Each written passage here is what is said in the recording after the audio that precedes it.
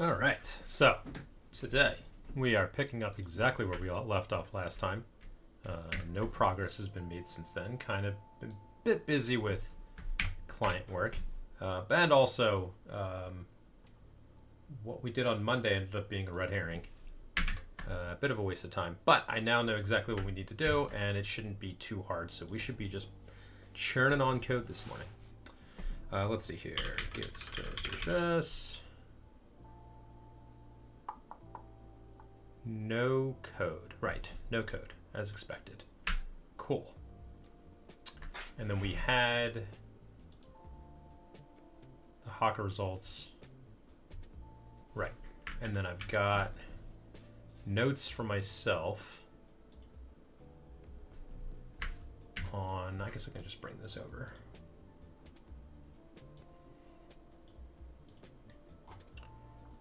So I think, is this true? I mean, I guess we can start by solving one problem at a time. So let's start by, I know at least some version of this is going to have to be true. So I already know I can just start re-bringing over some of this code from the experimental code I did before, but I'm going to do it differently. So the way we will do this is, right, because I didn't, yeah, I blew away that code. I undid those changes because they weren't going to work out.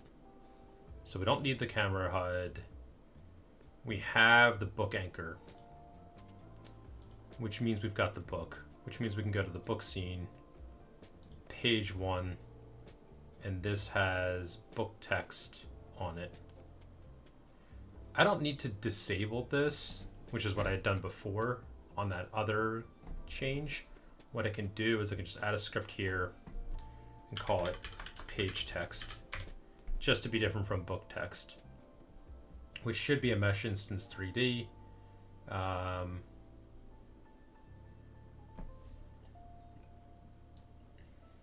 then I think what I can do, again, for the moment, I'll just start pulling code over. So this is where I was loading in files.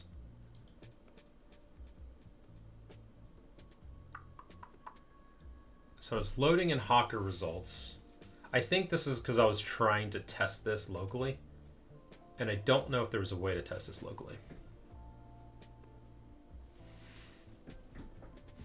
I suspect that maybe I can't, because I think at one point my hope was that I could hook this up to the test harness and call it. Well, you know, maybe I can. What is it? Testing, test cases.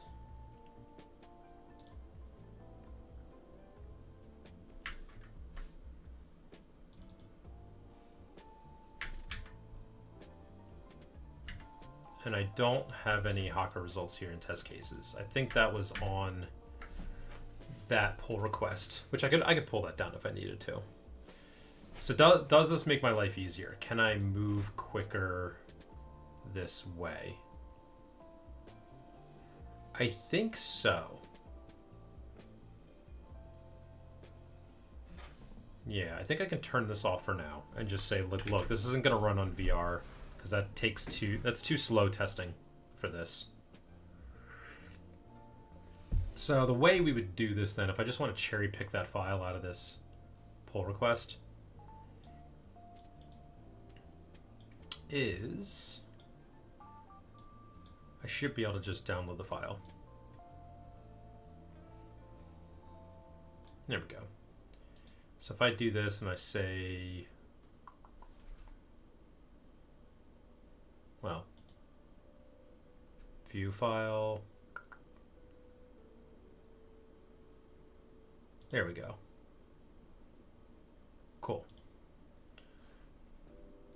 And then I tried doing this in the test suite. That was a mistake. I turned on debugging, which I don't need to do, I don't think. And then the debug HUD, yeah, we added that script. Well, we have a script, and we attach the script to something. I think it's the same thing.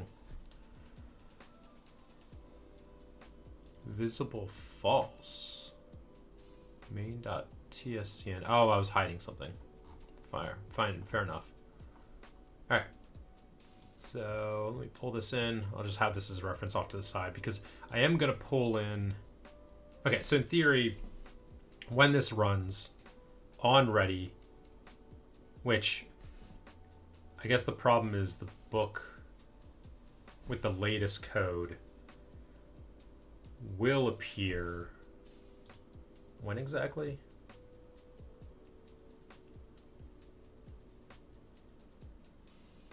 I mean, I guess it will appear immediately. I could probably do that.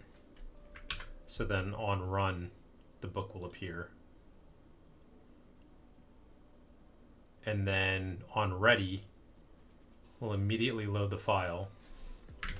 Let's take care of that. Test cases.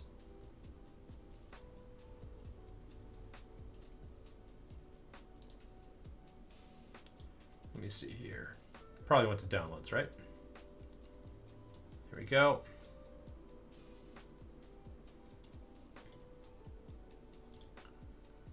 Okay, so then testing, test cases. I think this failed just because it failed to find the file, maybe. So I can check for that.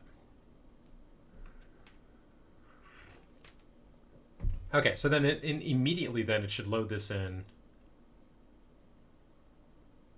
And then we get the content as text. We call the OCR manager function just to get that text. Actually, I do need this signal wired up because calling this function directly manually will trigger page text updated from the game state, which would then call our function. All right, so then I can pull that over. And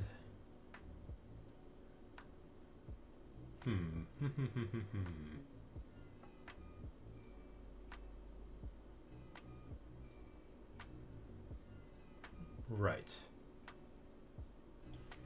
And I think this is the last of the code I might pull over, which is probably false. I'll probably pull a little bit more over. So when we get the signal from game state to say, hey, we've got new OCR text, which is the result of this function running, we'll call this function. I'll go grab page one because that's what this is going to be. We're going to load in page one manually. And then,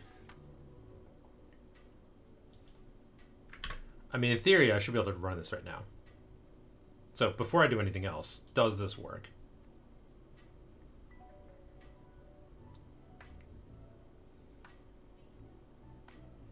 Note that I don't see the book.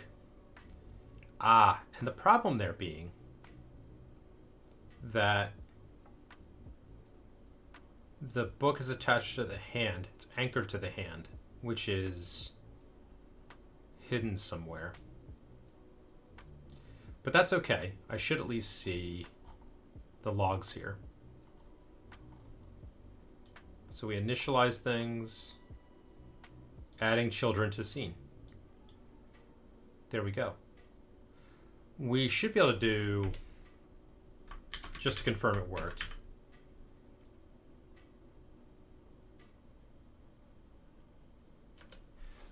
on text scanned on the OCR manager, that should be logged, right? No. Game state add page.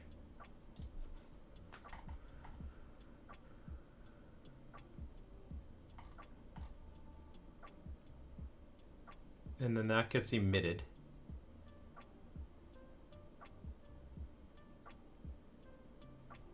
But we didn't print any of that? That seems weird. Okay, well, let's give this a test. Page text. And then we can refresh this, and in theory we would see it just dumped to the logs.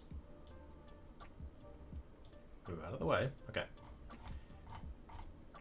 Okay, so that worked. To put it simply, the consequences, yeah. All right, so that works for getting the text. Kill that, go away. Okay. What I'm gonna do is detach this script from here, because that's not actually as helpful.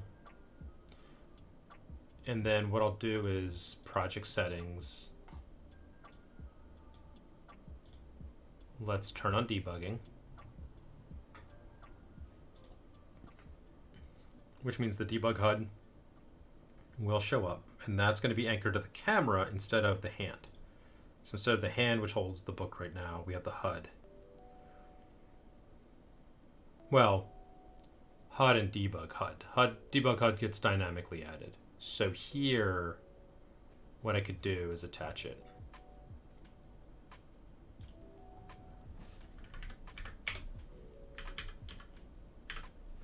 Since the file already exists, it'll just get loaded, and then we can hide page there. And now if I run it,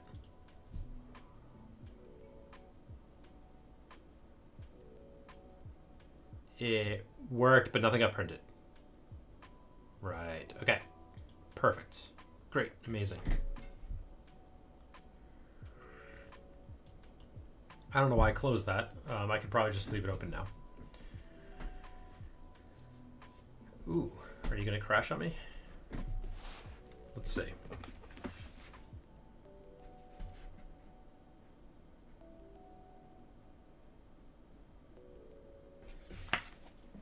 It's thinking. It wants to crash.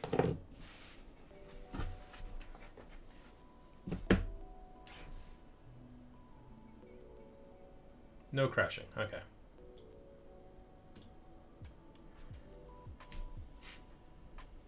So then, what's next? Now I want to start rendering the text on that page. Now I'm set up with a new sandbox where I can quickly, iteratively test writing to the screen. Now what I was doing before was I tried, didn't want to do that. I tried writing per word on the screen. And the problem with per word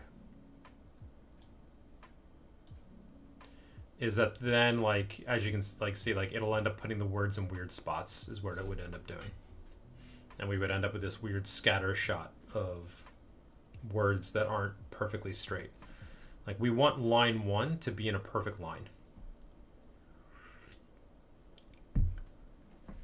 So, and right now I'm just dumping the whole text. So we end up taking our text blob, and this just gets written to the screen like that as one big block. Now I could easily just break it into lines. That's easy enough. But then I want to be able to handle indentation. This one has that unfortunate issue. This one does anyway. Actually, what about OCR Hawker? That one might not. I'll cross that bridge when we come to it. But let's just start by rendering the individual lines. And then as you can see, like in this example image, the lines are sloping in because the book is, I think, facing away from the camera slightly. So I think what I could do is ignore that then. You know, I did have in my notes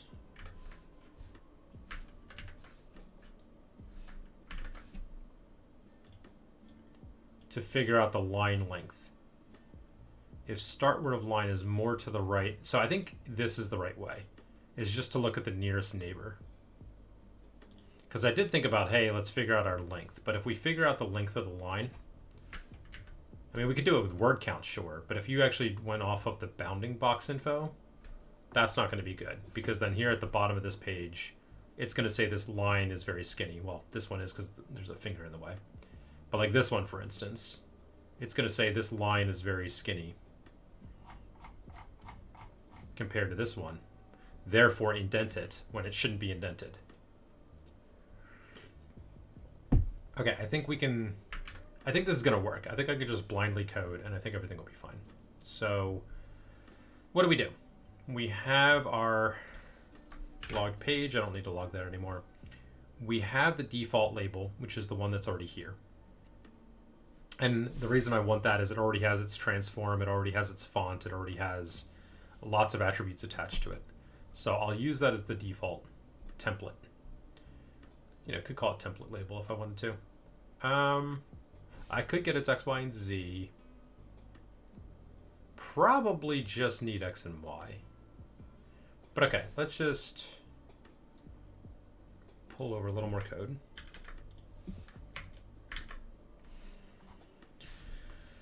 So for a line in the page, and then word in the page, I'm not going to do the word in the page just yet. That's what I did before. We're not doing that.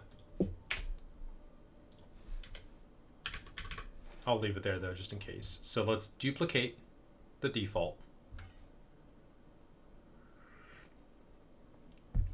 I might rename that to template, but that's fine. And then I could do label.text equals line text. And then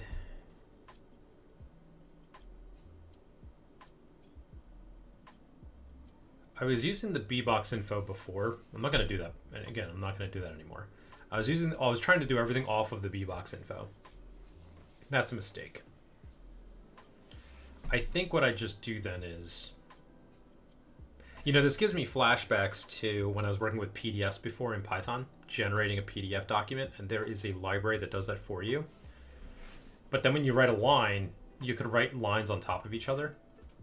I should go look at that code because this is basically the exact same thing. So effectively what I'm going to do then is we will have, is it X? Let's assume it's X. Or no, let's assume it's Y. It might not be Y. It'll be hilarious if it's not. So let's go with our default Y.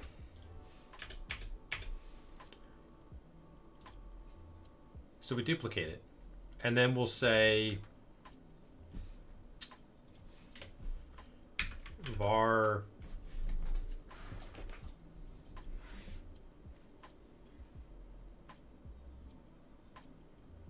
let's call it I don't know, what do I call this? It's like how much we're going to push things every time. So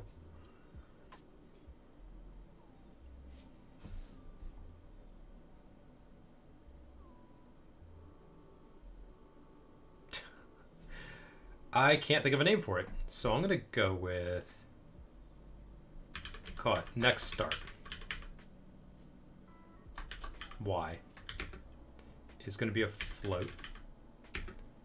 It's going to be equal to 0.0f. Did we just do that? Probably. That's just zeros. Okay. I think in C++, I'd have to have the F there.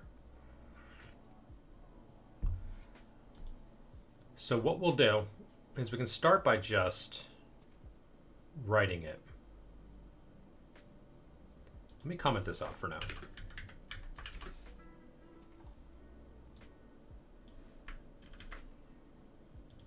So we'll set it.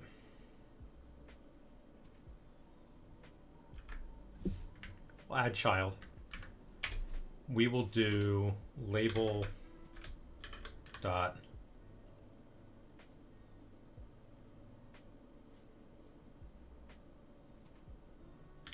position equals vector 3.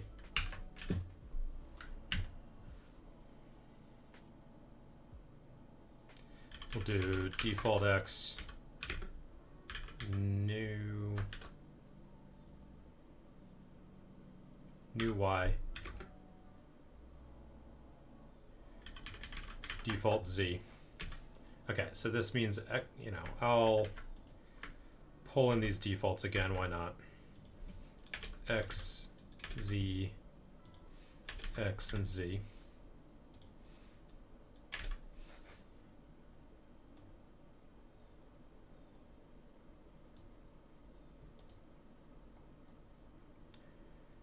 And actually, we'll call this new y.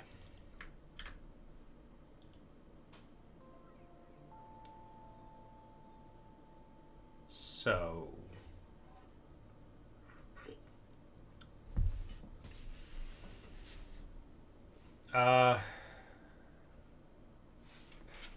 I don't need this here. I can pull this up. Those are our defaults.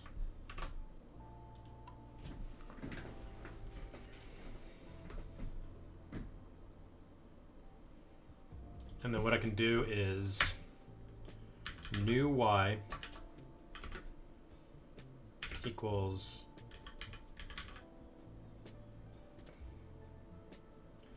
hold on.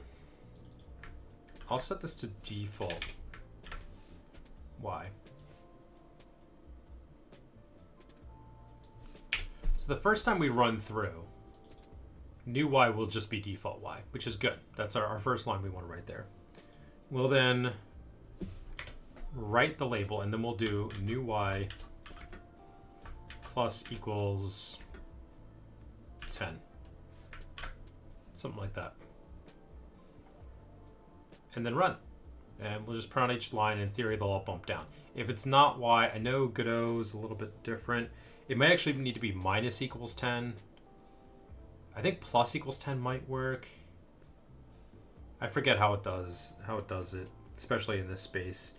And then in theory, it might not be y, it might be z instead, but we'll know in 2 seconds.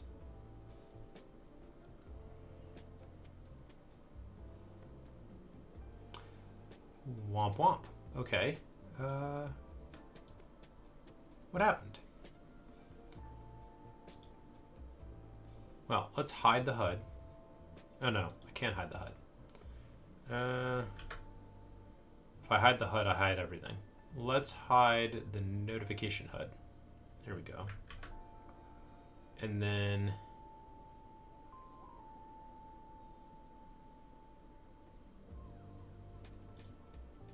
debug HUD on main.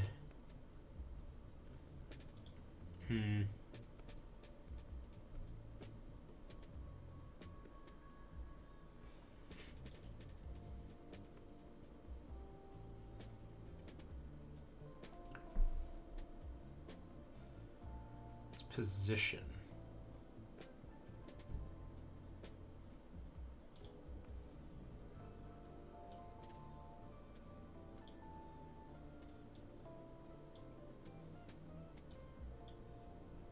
Do that.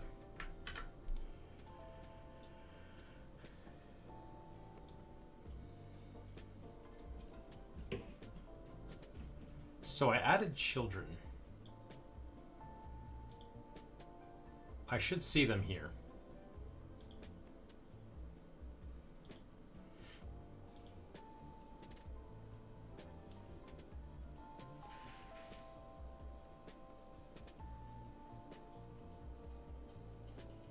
But that should be... Yeah. Oh, they're all hidden.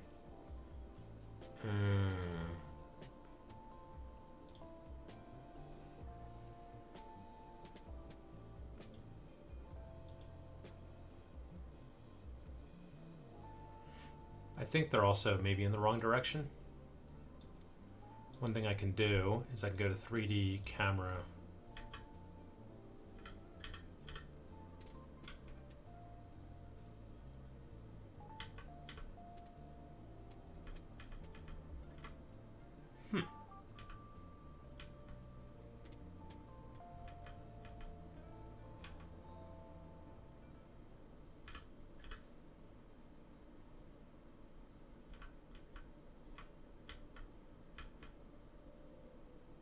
That's weird.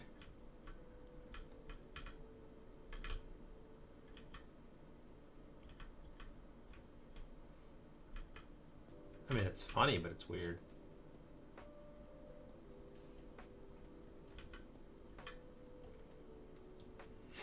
So why wouldn't that work?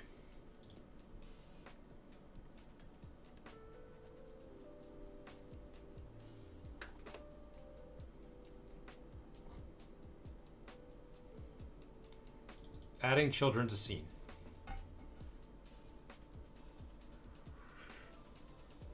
And I had logged before, so I know the page has text.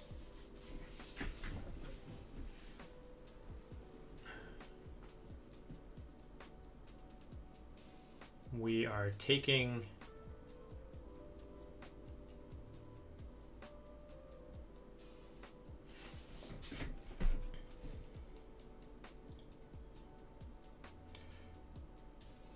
okay, so that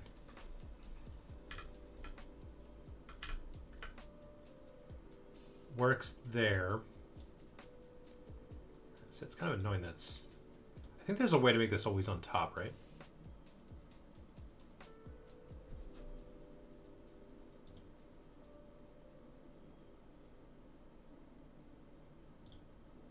I thought there was a way to force this to always be visible.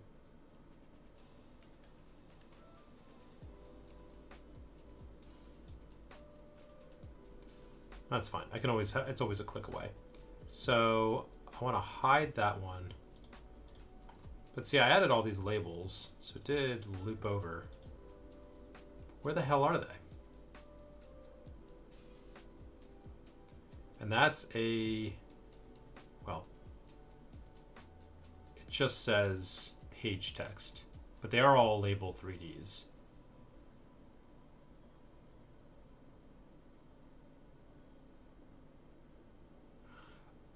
Oh. With book text. Okay. Well, to start, let me actually detach the script from here and make it visible. I mean, I probably could just say, you know, label.visible, and that would work. Maybe it's getting confused. Okay, well, now something's slightly better. I don't like its position, though. Let's... wait, Command Z.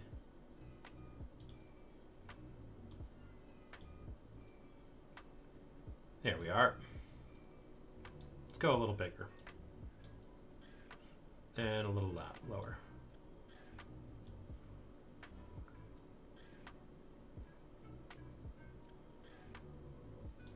Now, why is there extra text layered there? Let's look at the remote scene. Now we have... oh, because this has page text here, has its default press button. All right, so that's press button. We then have the first one.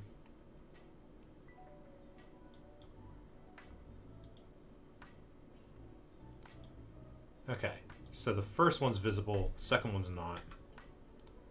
Again, let's go to camera view.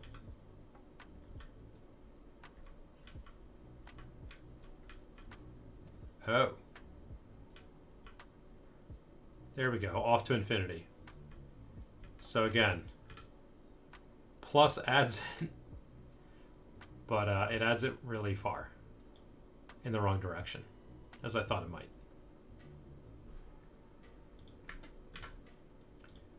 So we want to do minus equals 0.1.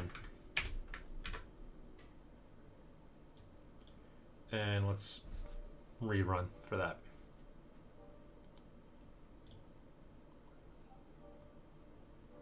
There we are.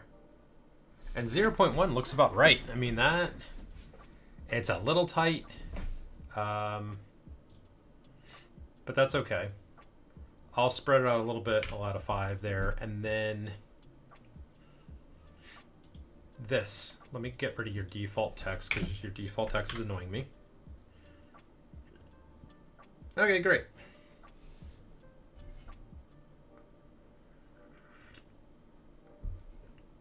And I'll just run it again for the hell of it.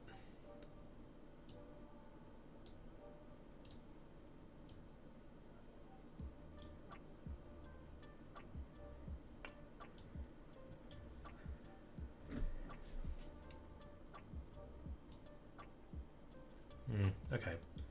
I can't go any lower on that, but that's fine. Okay, so the width there seems fine.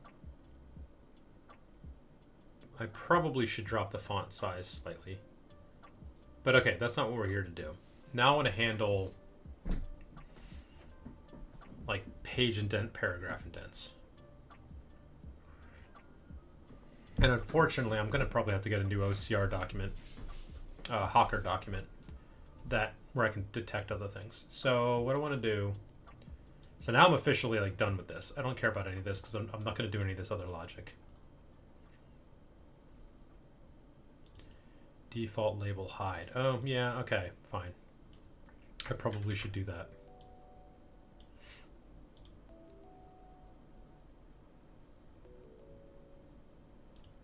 I mean, if I do, I can bring that back.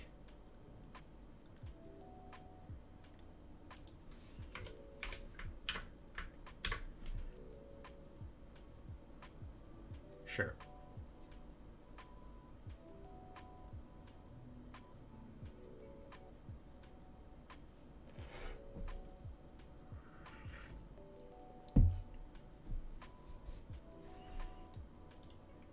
So next step.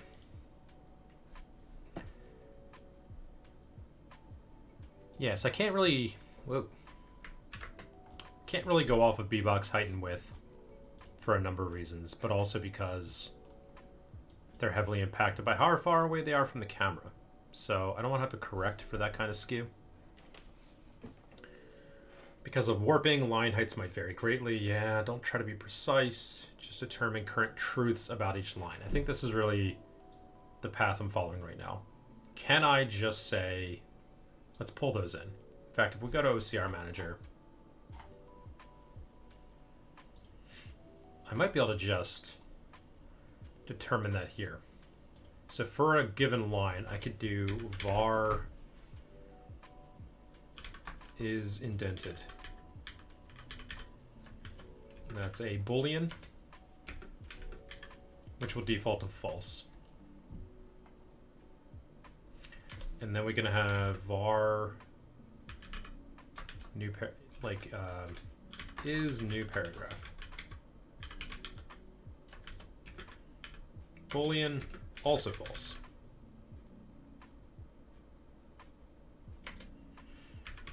Var is title. Bool, also false. And I think that's it. I think that's all I care about for now. That gets me most of the way there, just those three. So I'll add those. And then in page text, now I can do things like, hey, like if line dot is new paragraph,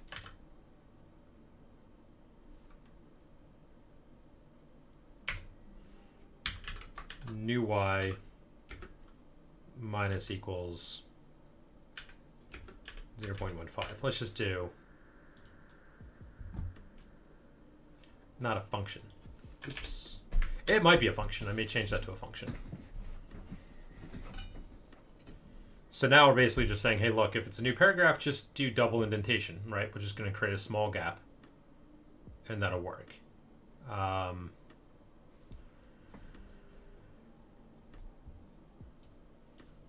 Let's do this.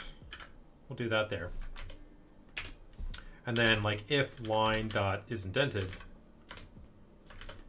well, now we need a thing called new x. And I think that is a plus equals 0.15. Why not? Let's just make it 0.15.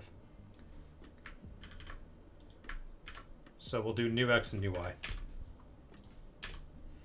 So now, if it's indented, we'll just shove it over a little bit. And that's where we send it to.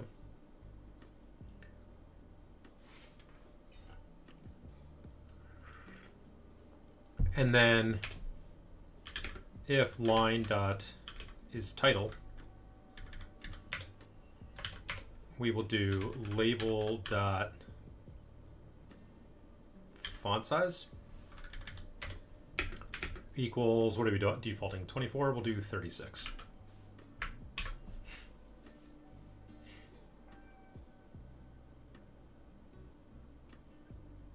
Now I did think about I'll add a to-do here for this. Perhaps scale this based on bbox. Because what I could do is, I mean, bbox info is kind of worthless, but it has some very valuable things that I do care about. So we can figure out the average height of all these bboxes. And then if something is bigger than that, if it's substantially, if it's more than plus or minus 10% or 20% of the norm for bboxes, well, let's say plus, right? It's like if it's bigger than, if it's smaller, like let's just not worry about smaller for now. But if it's more than 10 or 20% bigger than the average, treat it like a title. And the way you treat it like a title is you just say, okay, well, what is its, how much bigger than the standard is it? Is it twice as big? 3 times bigger than the average? And then I could just scale up the font that way, potentially.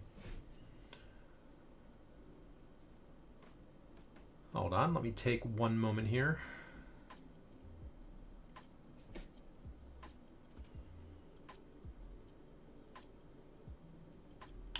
Letting it run, blah, blah, blah.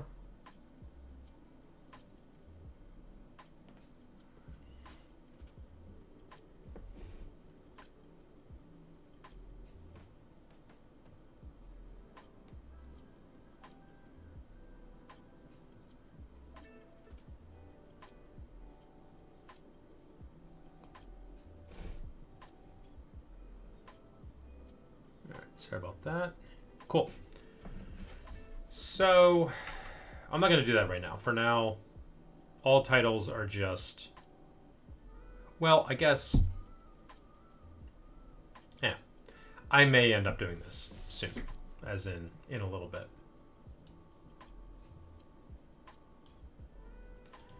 The way to know that would be, yeah, so when we go compute these things. But anyway, that's it. So those are the 3 things I care about.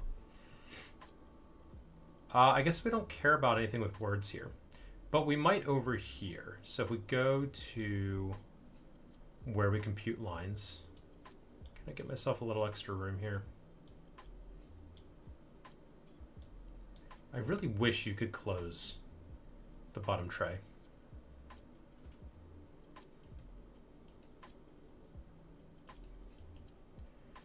I would very much like some more vertical space. Or also, like, I don't know, make this skinnier. I don't know. I'm sure I could get distracted and spend the next 40 minutes in editor settings, but I'm not going to do that. Resist the temptation. So I did already have things here like is page number, which I'm not really using right now.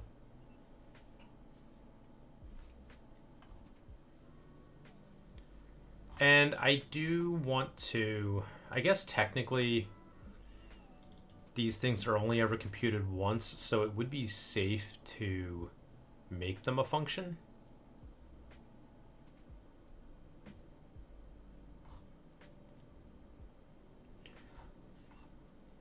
But when you don't know what to do, you start by writing pseudocode. So let's do that. For now, I'll just assume they're all functions.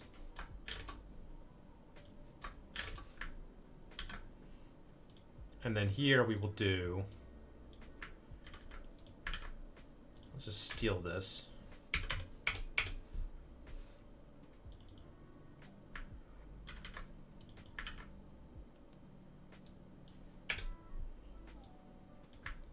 And we'll go boom, and then we'll do quick copying.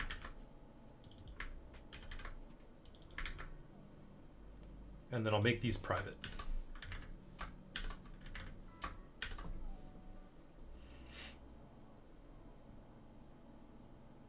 I may or may not, well, let's just not use these for now.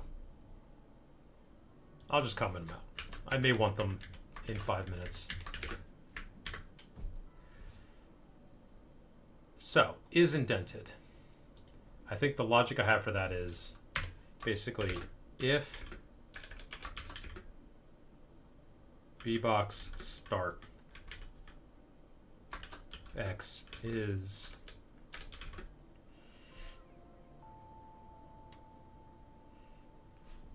more than X% right of neighbors.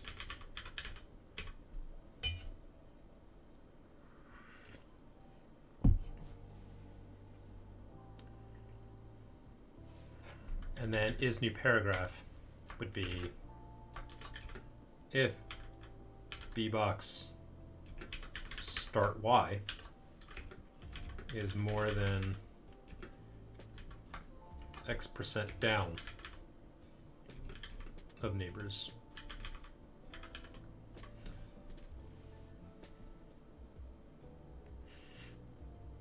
So I guess the start of the page would often be, well, we'll get to the details there. And then title would be if bbox height is greater than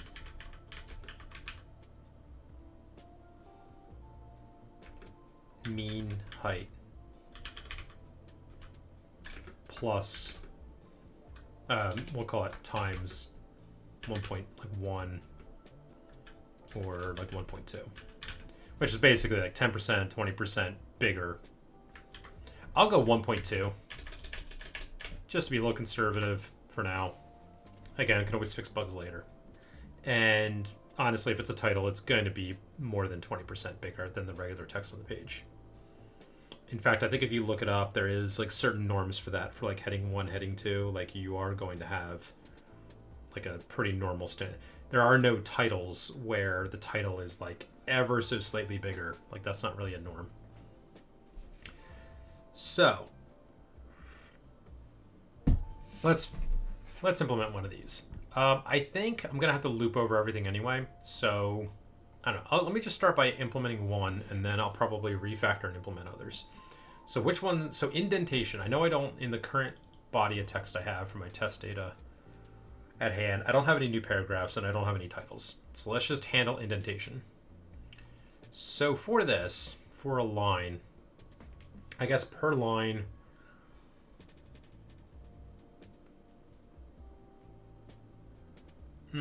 interesting.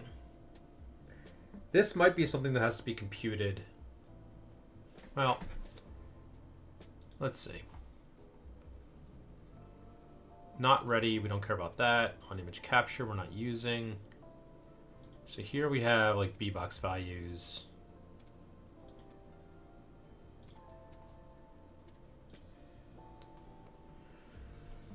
So when we have new text scanned coming back from the OCR,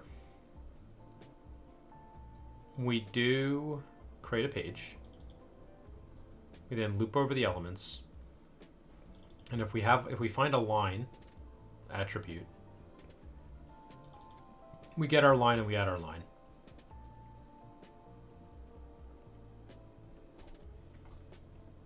And then get OCR line ends up calling get OCR word. So for the line, again, we do a while loop where we iterate over that and we grab each word. And we call get word and we add that to the words.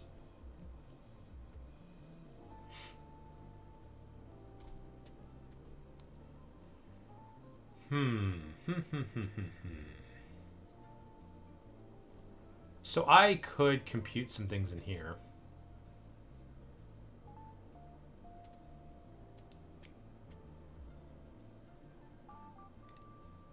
Okay, leave me alone.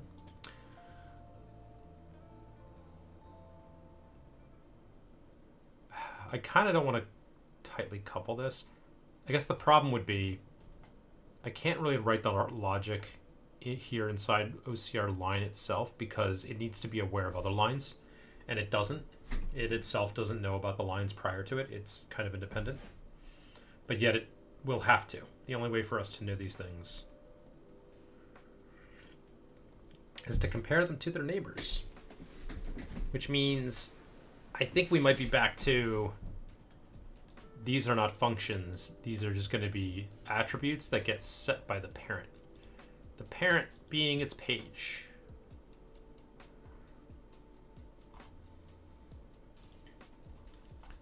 I could muddle this in and put some logic in here, but I think I'll keep it decoupled.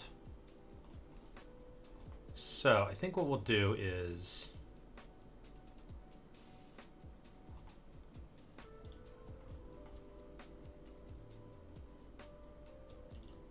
so we're going to add lines, and then when we're done, we will do current page.compute metrics.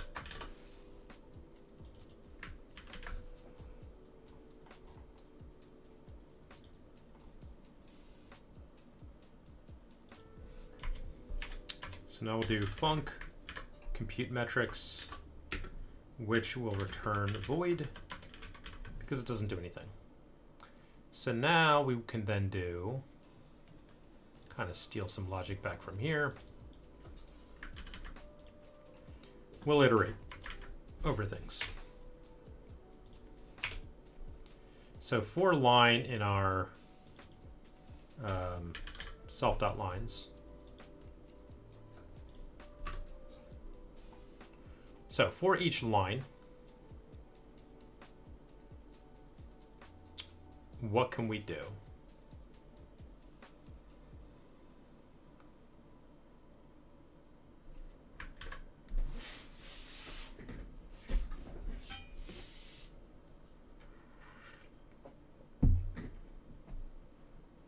So I think I do want to compare.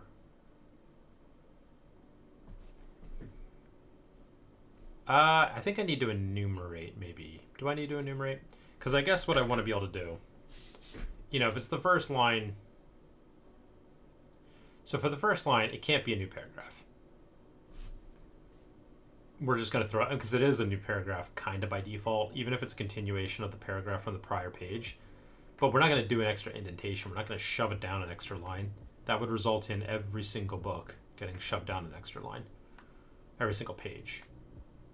So that's fine. We can ignore that. It could be a title. In this case, it's not for this body of text because I am successfully ignoring that extra text on the screen, on the image. And so when we OCR, we don't end up OCRing page numbers or titles because we're currently ripping them out and avoiding them. But that'll change. It's possible it could be a title. But what's more likely is what's happening in this case is it's an indentation. So the only way to know that this one's indented is to look at the two after it, is what I would go off of. But then other places like this one, what I'd want to do is look at the one before and the one after. So how do I do that? What's the cleanest way to do that? I think we enumerate. How do I do an enumeration?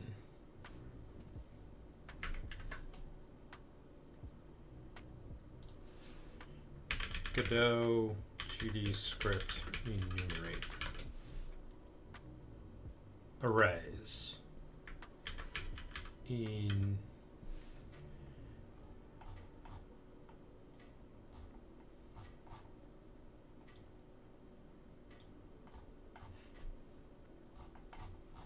Come on, we don't have like looping? Where's our looping?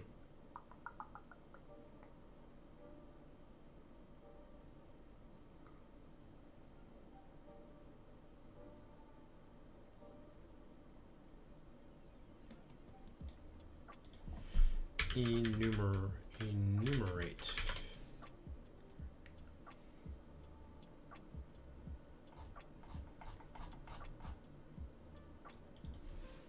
For loop. Okay, you're not going to help me.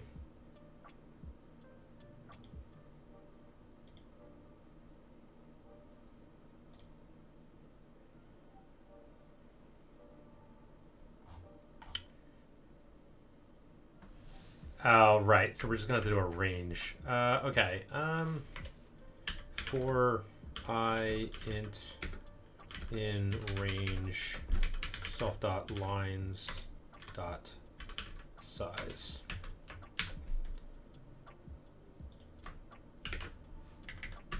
I'll leave that there. Okay, so then we do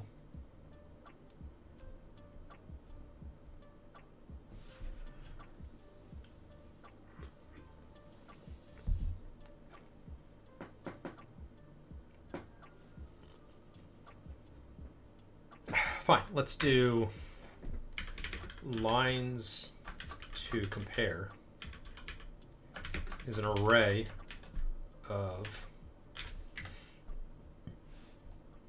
OCR manager line. Just going to equal that.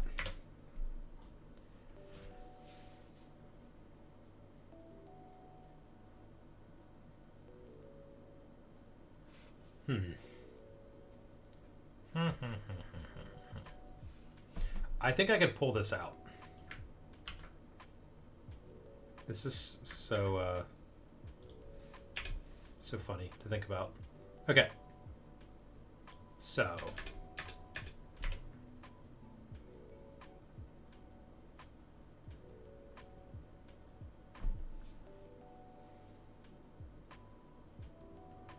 what we could do is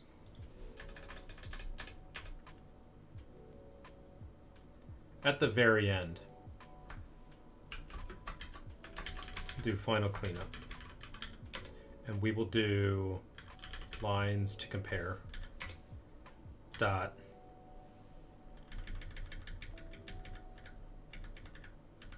can we get like pop front or something like that?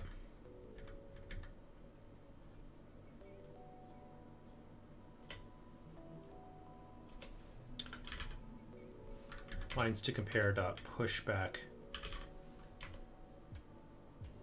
self dot lines I. We can do var current line. I hate having to like do this whole thing. It's really annoying. Equals self dot lines I, and then we can just push back current line. So when we're done, so typically we would be looking at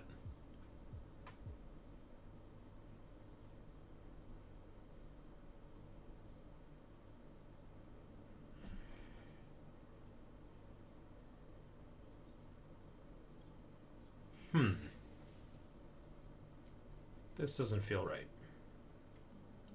I could also be overcomplicating things. I mean, you know, if we're going to look at indentation, we could just always look at the next two. Always.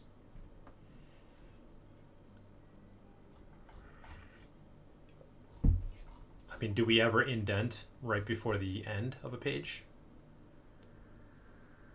Maybe.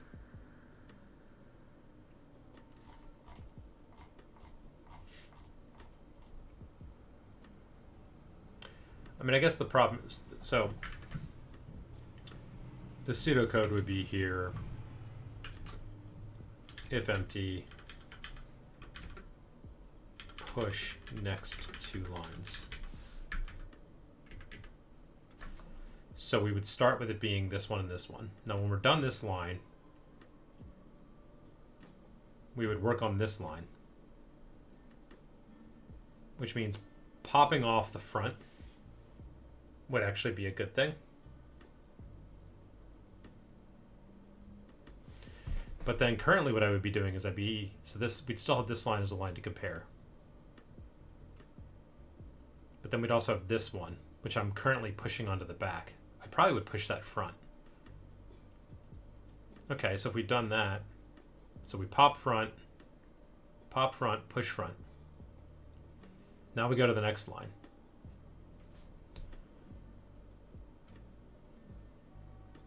Ideally, we would. So this is now the front. This is the back. We go to here. Pop front. Push back. Now,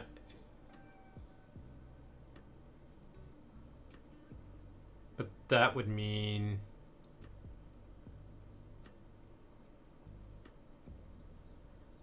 Yeah, that's.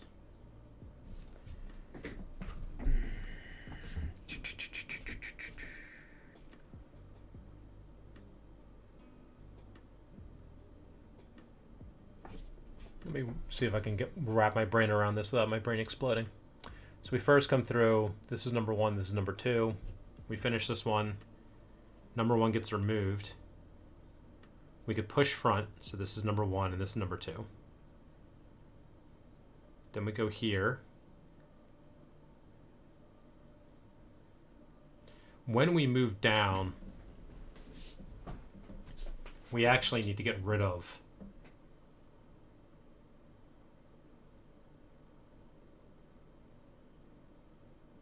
we could make it as a list of 3 always. So what if it's always 3? 1, 2, 3. If we're on the 0th index, we just say, hey, look at 2 and 3 instead of ignore the 0th index if we are on index 0. And then look at 1 and 2. Then when we go to the next round, since we're no longer the 0th index, we'll just look at we'll always then, from there on out, always look at 0. Okay, I think that's the case. Okay.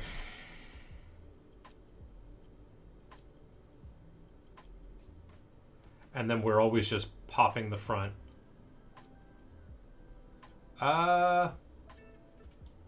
We are not always going to be pushing current lines plus. We're going to do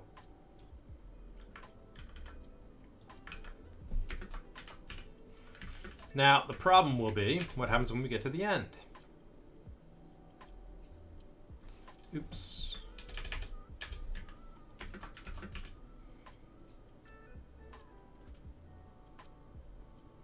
So I would say if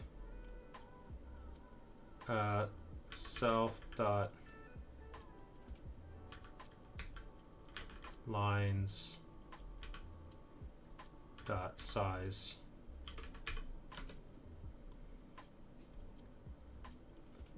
is greater than I plus 1, because it's going to be 0 based, right?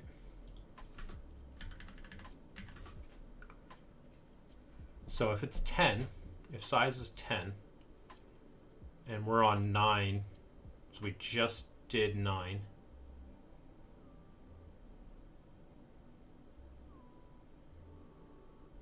Hold on, if we're on 9, then we would compare 8 and 10, if there is 10.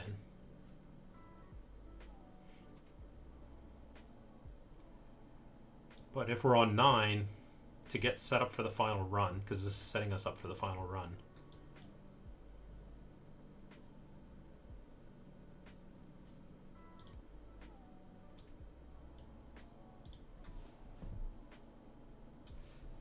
yeah, as long as the size is bigger than this, then we should be able to pop front, push back. If we're about to go to the last run, then we don't. We actually kind of leave it behind.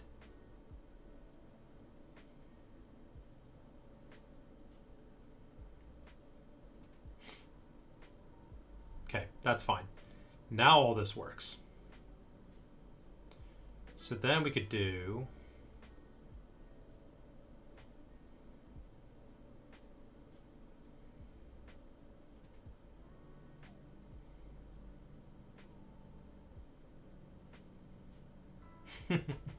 I'm just trying to think, like, there's always a chance that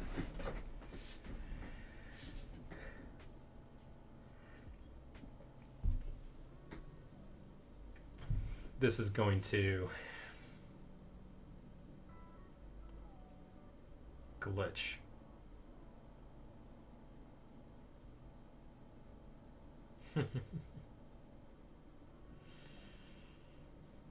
I could be making a monster.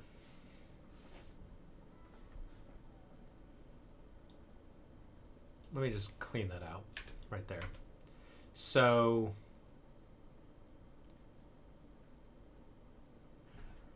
if not, lines to compare.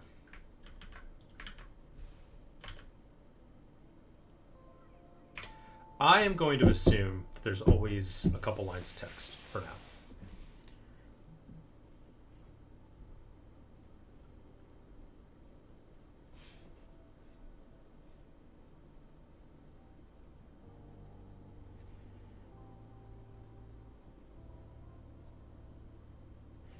Well, you know what? I can initialize it outside of the loop.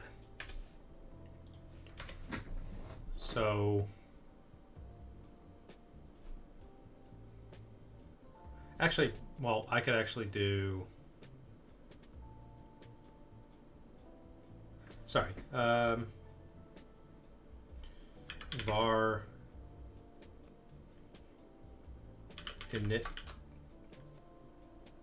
compare count is an integer, and it's going to be the minimum of 2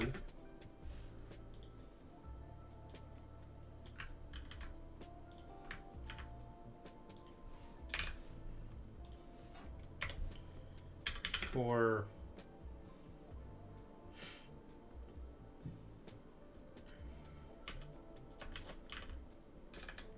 int in range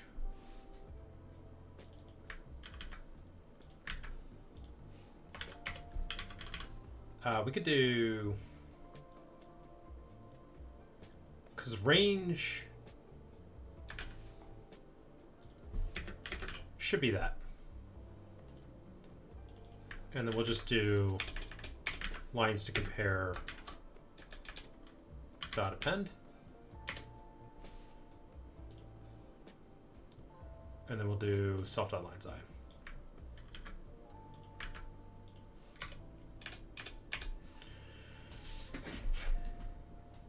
And then fine, we'll do, just to keep them separate, we'll do J here.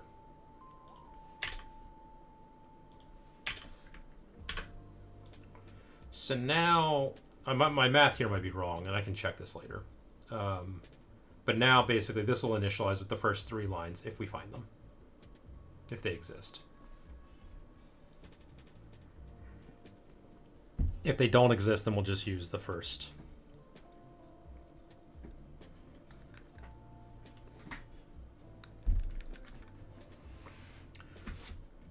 Hold on, I have a very minor mess to clean up here. I'll be right back. Hold on, I'll be right back.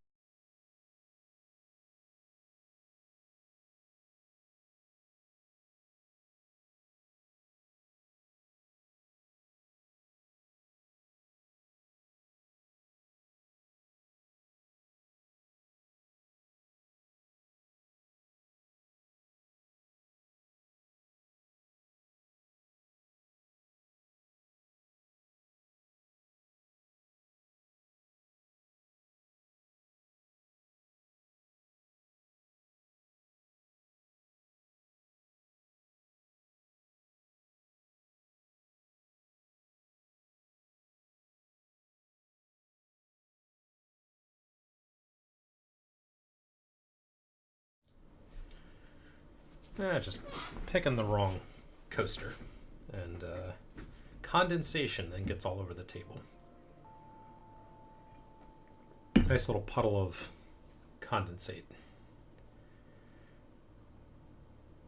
Okay, so now we should have initialize this list. As long as we're not at the end, then we'll just pop the front and push back. So now we're just going to have a rolling list of 3. And when we're on the first one, it just means that that 3 will include these 2. So we will do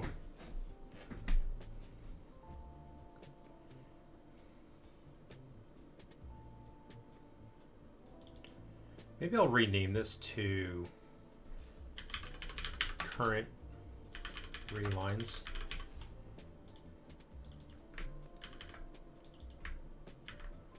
Wait, hold on.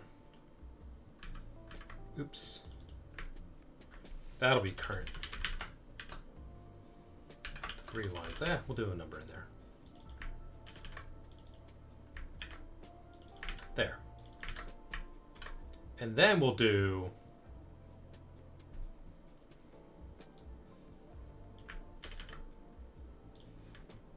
just to get some clean code. We'll do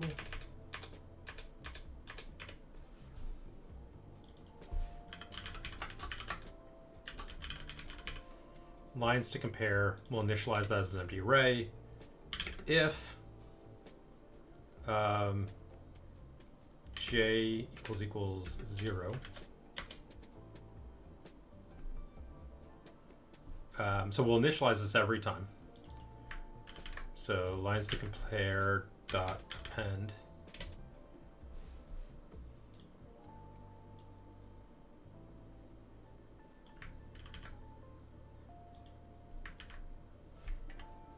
+2. Yeah, so if we're at the 0th index, again, this is where we could get an error because if somehow we don't have, okay, fine. And lines.size is greater than, I guess I'll be extra safe. We'll throw that on there. But then we'll also do, we'll always do +1.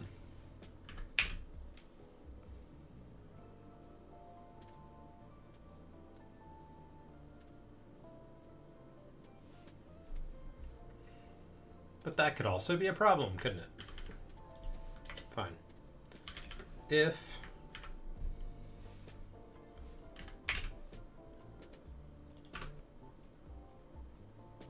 okay. So, if lines to compare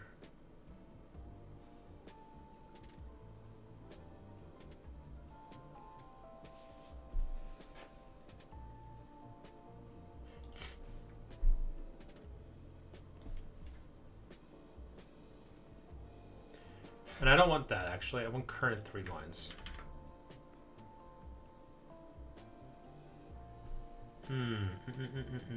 Okay.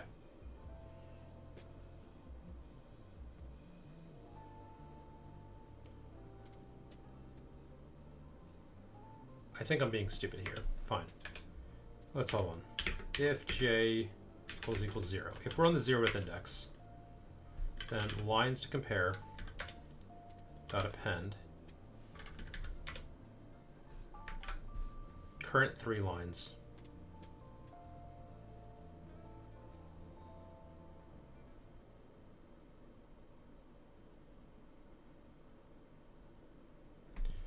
I would like to just always assume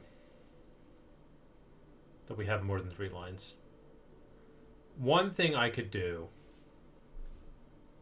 let's just do this. If self.lines.size is less than 3,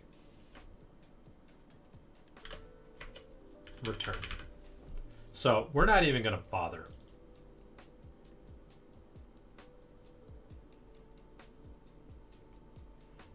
Right? If we're dealing with just a couple lines, I'm not going to deal with formatting. Let's just not even bother. Because honestly, if we have fewer than 3 lines, chances are something went wrong anyway. So just don't compute metrics. This saves us so many problems. Now I can just do range 2.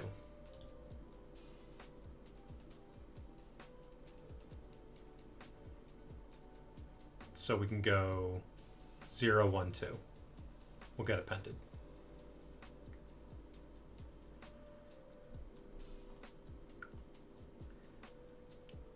And then there always should be +1.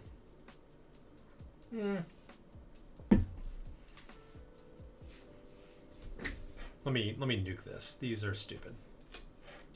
If we're on the 0 index, I mean, I could do 1. Let's just keep it dumb, right? It's gonna be 1 and 2. Otherwise, if we're not on the 0 index,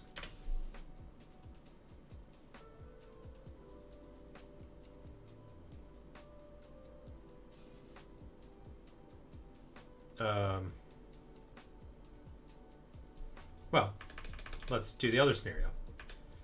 Is it elif? Do they do elif? Okay. If j equals self.lines.size minus 1.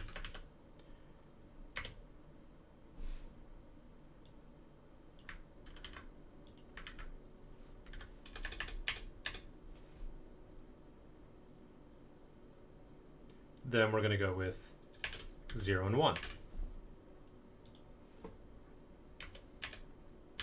Otherwise,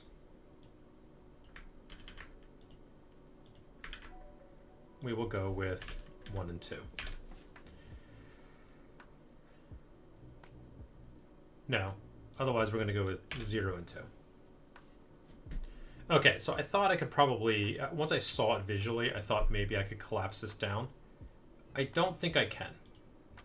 I think because of the edge cases of the first and last scenario, we have to do this in terms of the lines to compare. It's a little annoying, but I think it's okay. We're just grabbing the lines that we care about. Most of the time, we're going to be in this else condition.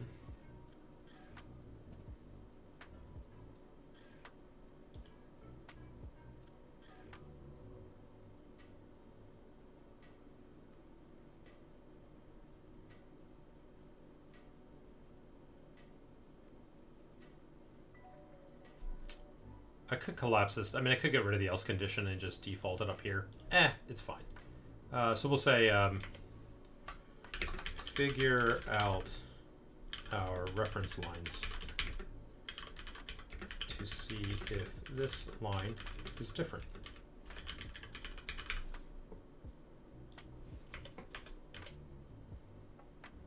And then determine special attributes of the current line. And then instead of final cleanup, we're going to say prep for processing the next line. Which in this case means like everything's the same. We just keep going forever. But if our line size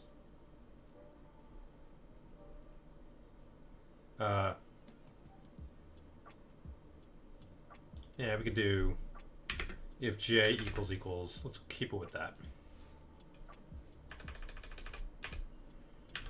Right, so now if we're on the last line. And, you know, one way you could do this is like first line, you could make a variable called first line and just call it, make it 0. If j equals first line. And then you could do a last line if j equals last line, right? And then that way, this code then becomes very human readable, which, you know, we write code for humans, so that's not a bad thing. But here we go. So, how do we do this? Again, what we care about is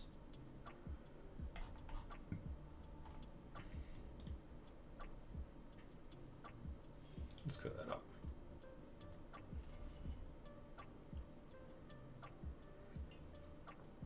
Is indented. That's the one that I know I can at least do. So if current line, well, so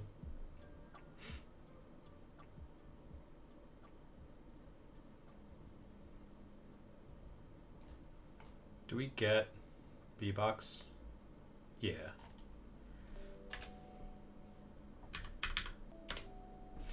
Now, remind me, I think I have this here in my notes from that other code change.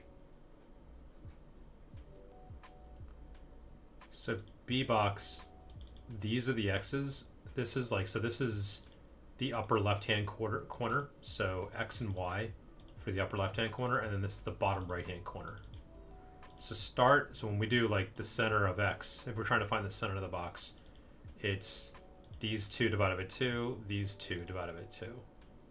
So really it's this first element. It's the 0th element that I care about for the x. Okay.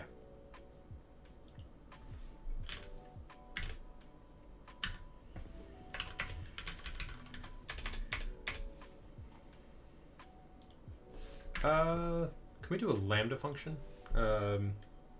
GD script lambda function.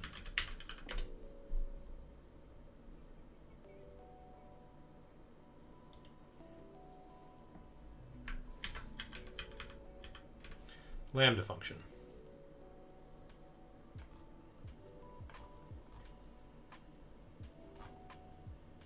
No.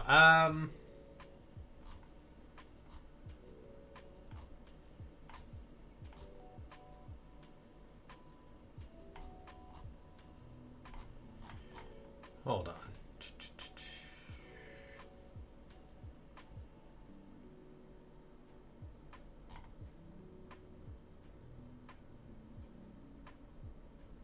No, you know what? I don't need to do this. I don't need to overcomplicate it. There's no need for that. So we can do var average start x equals. So I call it lines to compare. Should I be?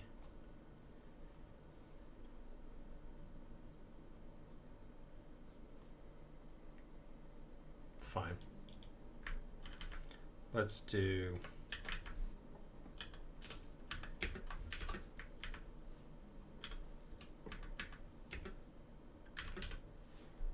and this is going to be a float.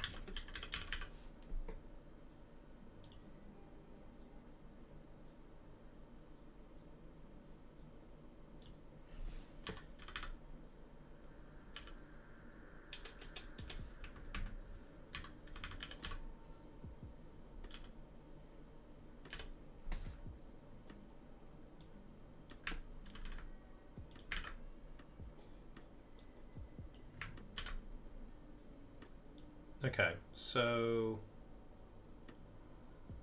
yeah, so we're going to each of them and we're getting their first B-box element, and then we're dividing them, we're adding them up and dividing by 2. So if our B-box 0, now in this case, I do have them, right? Where is my file system? Do I have VS Code up? I don't. Fine, let's launch VS Code. And let's open this with VS Code. Our test data.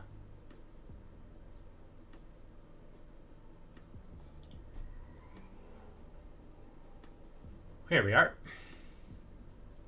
So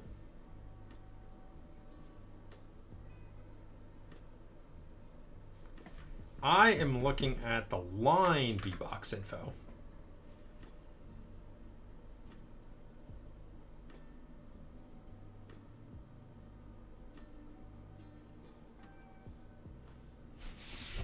I know exactly what I need to do. Right now it's gonna look ugly. Because what's our problem here? For instance, if I pop this out, let's show the line info. Here we go. I mean, I guess it's fine. The lines are going to perfectly match up at the beginning. So I don't have to look at the words, the individual words. All right, fine. Let's not worry about going and getting the 0th index word from the line and looking at its bbox info, because we do know that those numbers are going to match. So fine, I'll just go off the OCR lines X, initial X for that.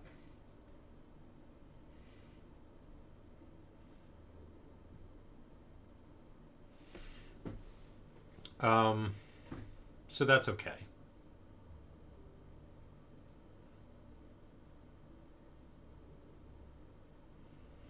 In this case, if we look at this one, what do we see? So this one's 300. This one's 159. This one's 175. So the average between them is going to be like 160 something. Let's call it 165, 168. So if we did like 168 and then 10% of that, is going to be like 16. Obviously 300, you know, you add on that 16. Heck, even if we went like 30%, right? Like, and let's even just be generous and go with the much bigger number, just to be safe. So 175, you know, 10% is 17.5. 20% will double it. That's like 34. So even if we add on 34, we're in the low 200s there. This one's still way more. And I think that consistently holds true. Where's our other one? Our other indentation? Let me get rid of this line info. The lines are harder to read. Our other one is down with the word whole product. Here we go. So this one, we would be comparing it, this one, which is 368 and 384. So it's like 375. Do I have a calculator? Calculator. Yeah. Yeesh. Thank you, Microsoft, for making it weird. Heck, let's be generous. We'll do the bigger of the two numbers. Actually, that's not a bad idea.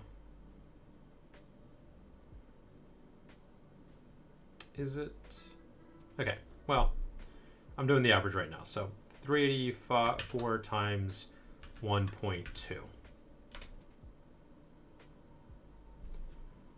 Oh, I'm sorry, that's 20%. 384 times, wait, yeah, 1.2.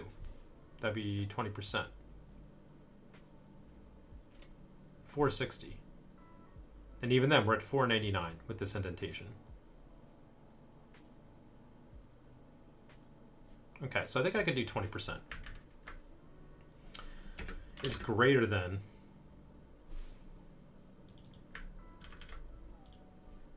average start x times 1.2.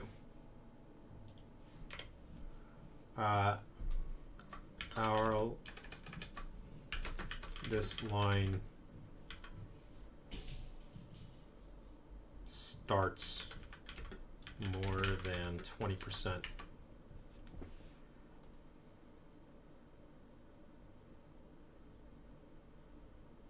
Starts more to the right, plus 20%, than the lines around it. It must be, so I don't need to say it must be indented, because what we're going to do is say current line dot. And in fact, I need to come down here and I got to turn these back on. And we are going to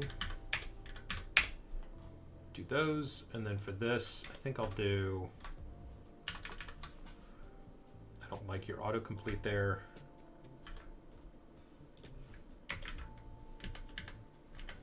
We'll do a block quote to take them out for the moment. Expected identifier after dot. Oh, right. Is indented equals true.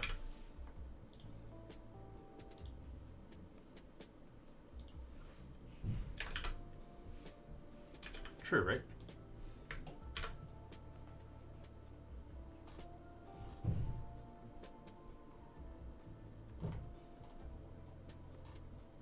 Current line is indented.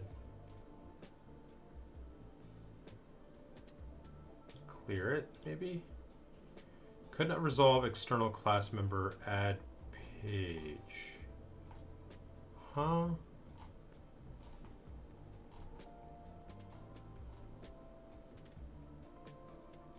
Now the issue is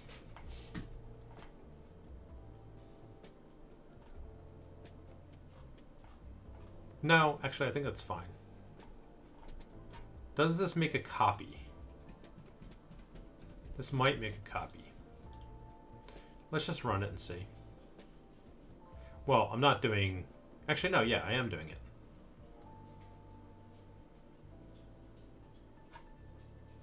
Ah, right.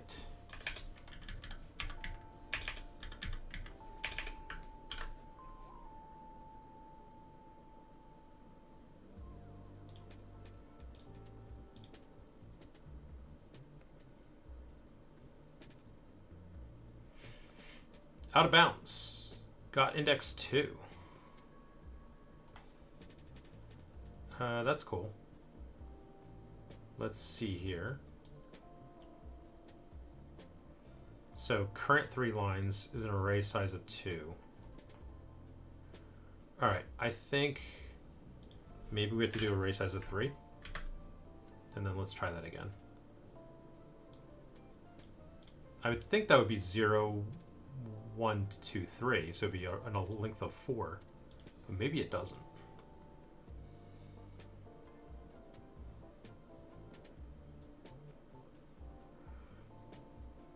Out of bounds.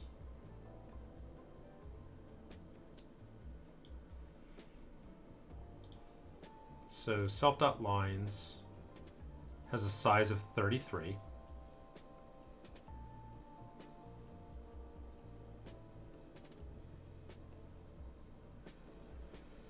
J, what is J? J is 32.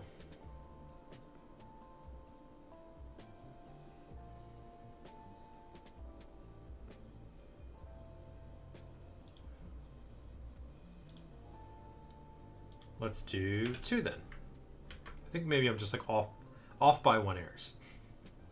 What is it, like the what's that joke? The 2 most common issues in programming are like, I don't know, the 2 biggest issues in programming are like regex, I don't know, requirements documents, and off by 1 errors.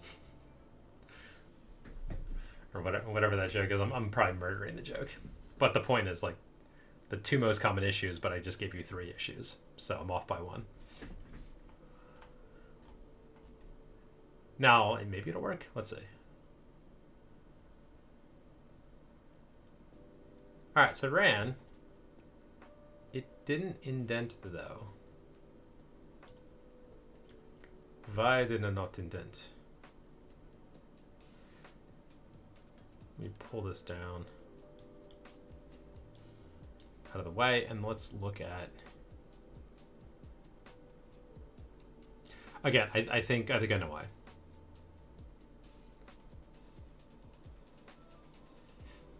If I go here, we'll do game state .log indented.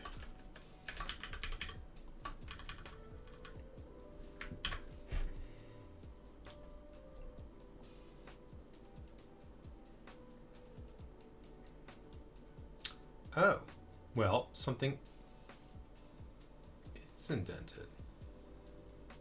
24 of them are in fact indented.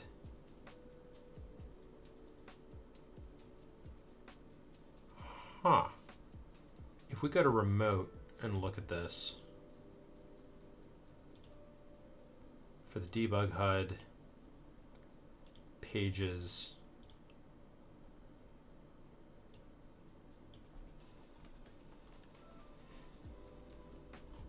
do I have a transform for this? Where is it?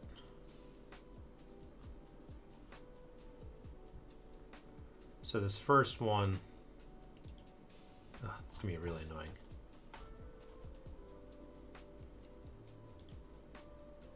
Sure.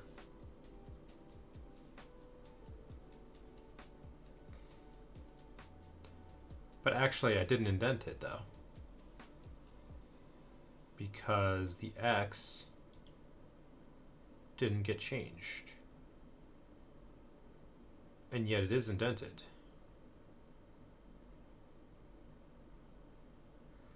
Oh, this is after the add child.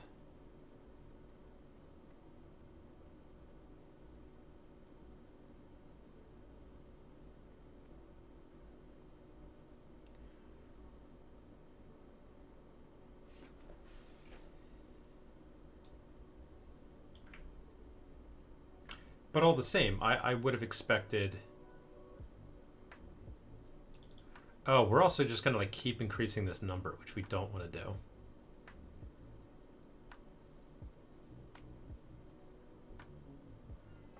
Okay, so I see a number of issues.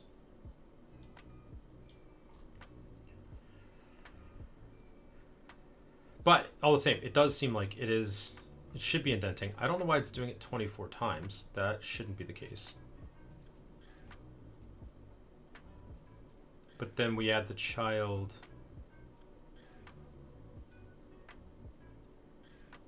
And we're setting its position.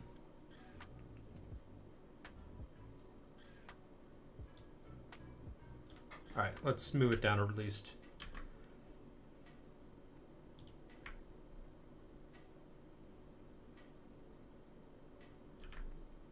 So now what we're saying is we'll get our label, we'll take our line.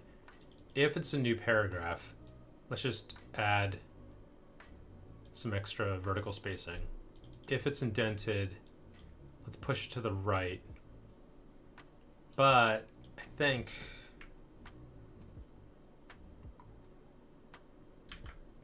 we come in here like this. Because X isn't gonna... Y we want to keep persisting because we have to keep pushing things down, but we don't want to do that with X. X needs to be updated every time.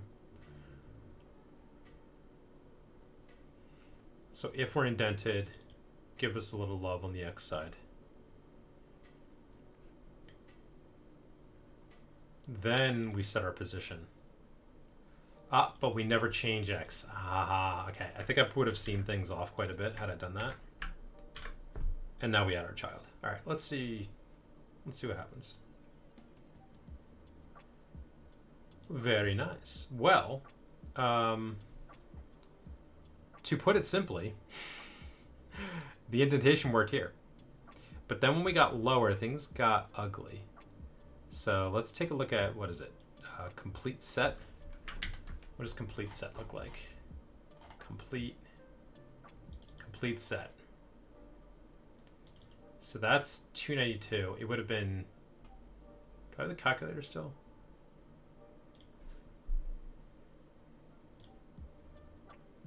All right. So complete set, we would have had, what is it? 273 plus 302 equals this divided by 2. So 287 times 1.2. Huh? Why would that be considered indented? Because we should have compared it to the one above and below, but we didn't.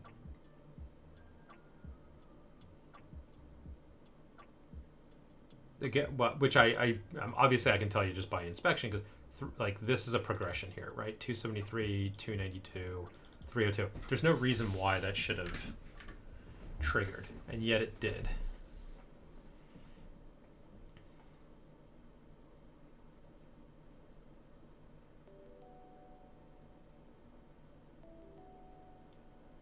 To do that, must ensure that the customer gets not just the product, but in a Jader chapter, JL becomes a J.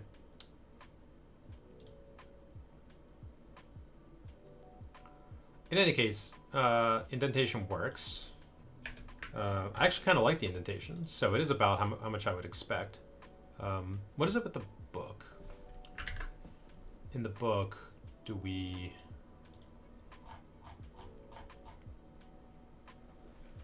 Two chasm, two... Yeah. I mean, it's about as indented as it should be. I can always tweak it later, but that seems right.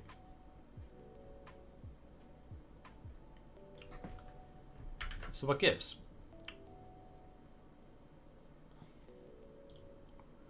Let's go back to OCR Manager.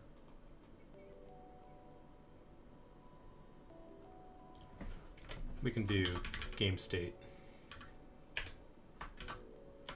dot log here. Say indenting line that starts with current line dot words 0 dot text.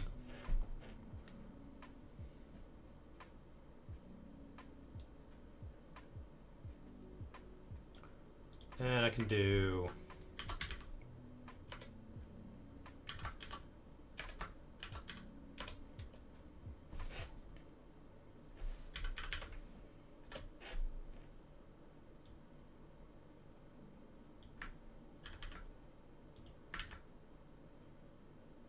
in fact, let me do this. So this way I can just quickly do the math myself.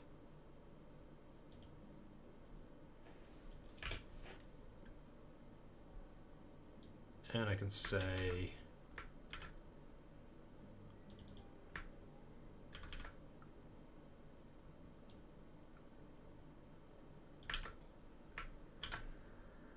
there. And that's all the math I need to figure out what's going on here. And I can close that.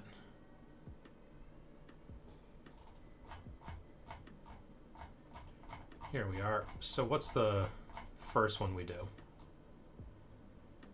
With 2. Yeah, so that one should be correct.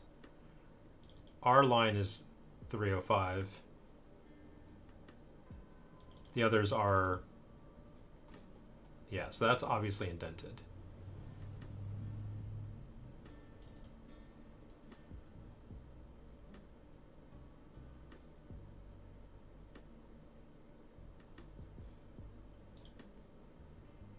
Actually, let's just do indenting line,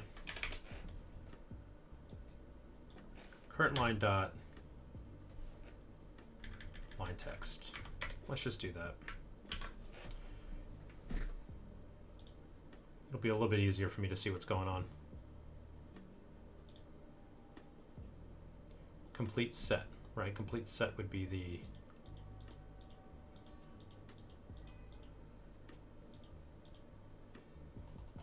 here we go. So complete set.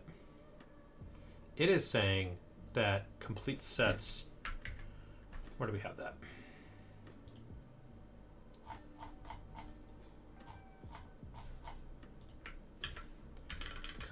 Complete.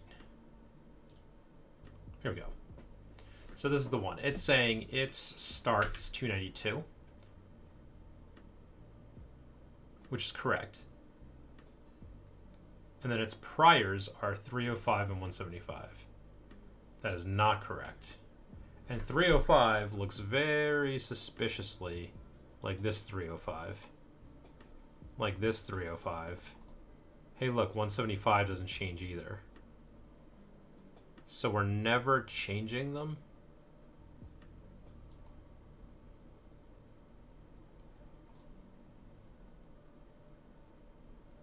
Oh, right. I changed this to an equal.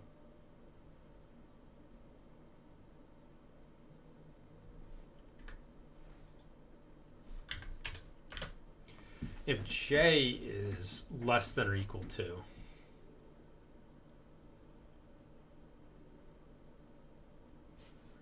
fine, let's try that now. Maybe that was the issue.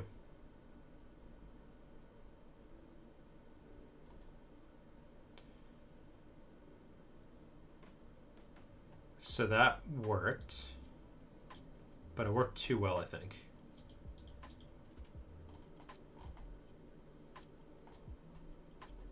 We got some garbage at the end that it indented. By the way, I could actually probably put a safeguard here and say, like, hey, look, if it's actually well beyond its neighbors, then it probably should be removed and not considered part of the block text. The same would be true for other errors I've gotten. Like, for instance, this one. So this is not the same one. This Hawker data is not this Hawker data. But we have, like, so here we have, to put it simply, This is to put it simply. But we also have this over here. It says this is a semicolon, and it says it's part of the first line. So I could probably do... Now, for that, what I would do is, as I'm building the lines, I would say, hey, does this word... Could be a little fuzzy. I mean, because you'd say, like, look, it's the fact that, like, the end X is too far away from the start X for this one would say that that's probably an orphan off by itself. It doesn't belong. Same thing on the end. We could say, like, hey, look. But in this case, then, we'd want to keep the ones that are together if they're clustered. So we'd want to do some sort of clustering, kind of. We would expect small gaps. But then again, here's some garbage here. We would want to ignore that because it's more than, 10 pixels away. Things I'm not going to worry about right now.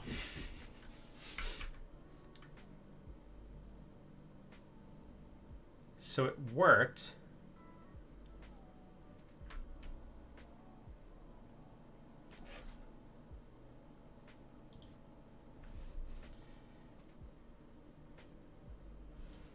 Let me see here.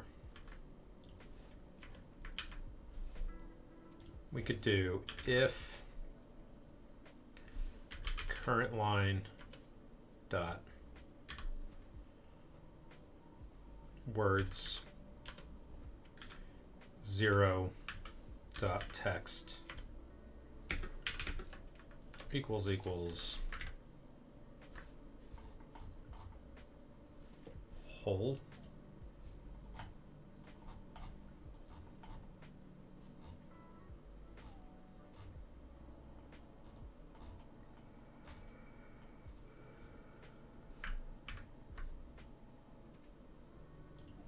dot lower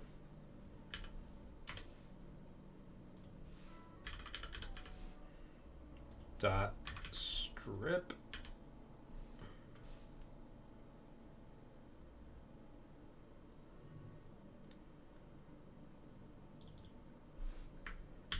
is whole, then log it.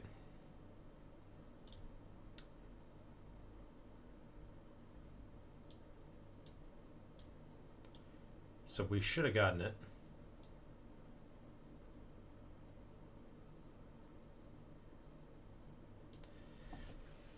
But we didn't.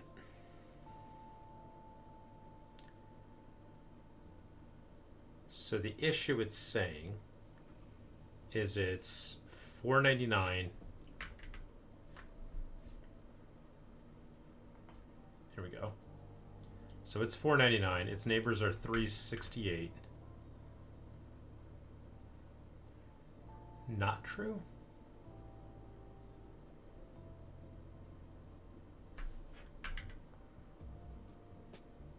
Whole product commitment. Whole product commitment.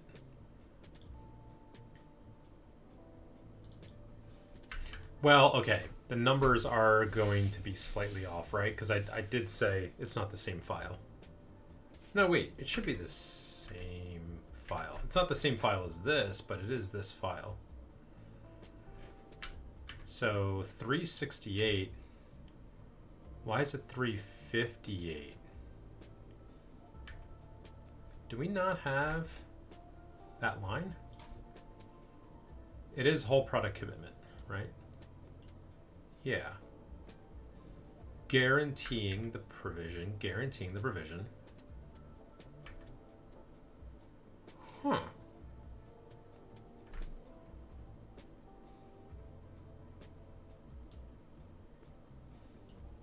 But either way, that would only help things because 358 is a lower number.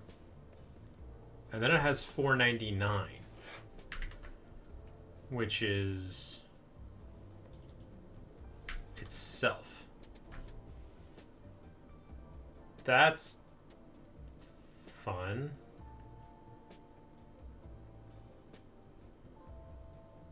What the heck?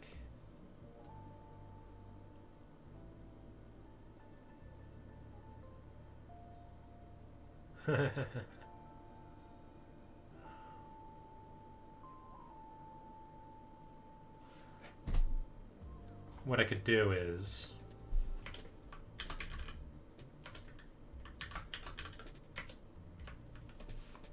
let's do this.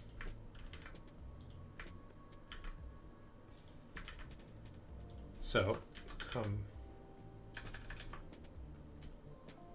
first line comparing to next to. Last line comparing to previous to. There might be some indexing issues here. And then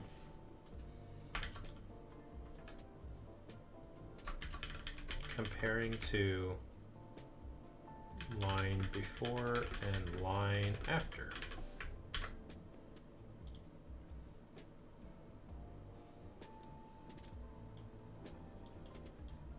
Let's make sure our comparisons are correct.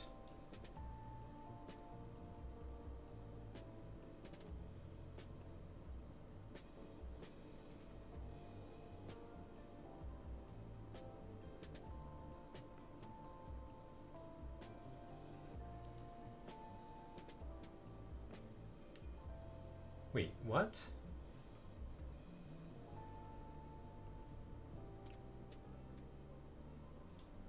Let me kill this and run it again.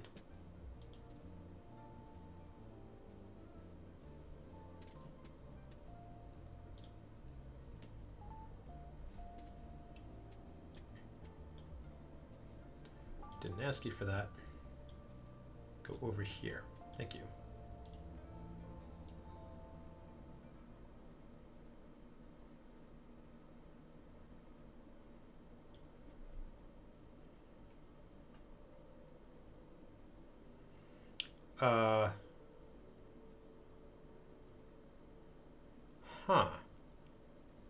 Comparing to next two lines. Comparing to line before and after.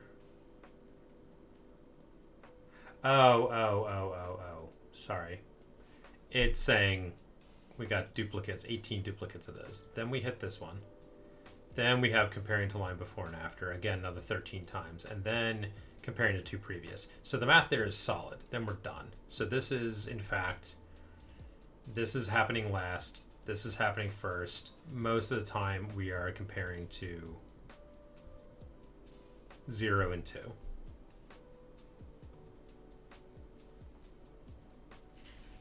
Cool. So this is right.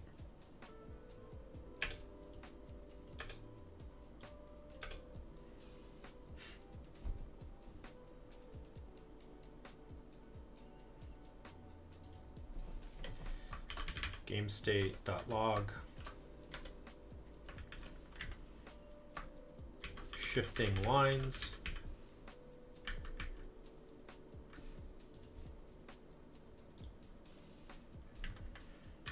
Lines are now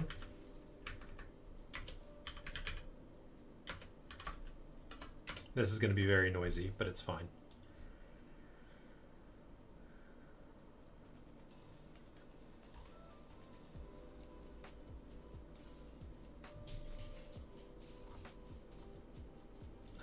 Let's do for line in current 3 lines.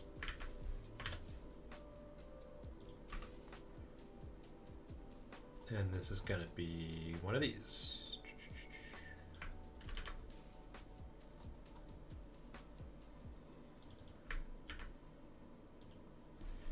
Line dot line text. And then I'll do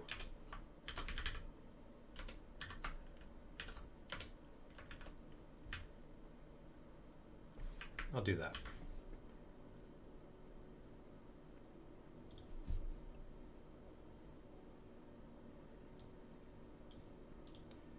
Now we got lots of noise. Here we go.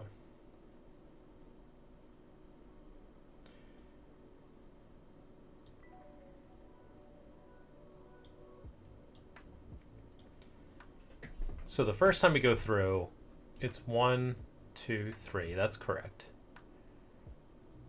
Yeah. Yep. See, I was worried about that.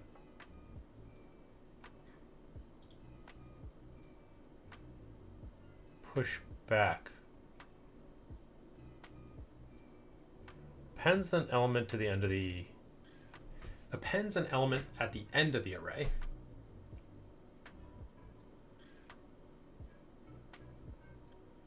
Removes and returns the first element of the array.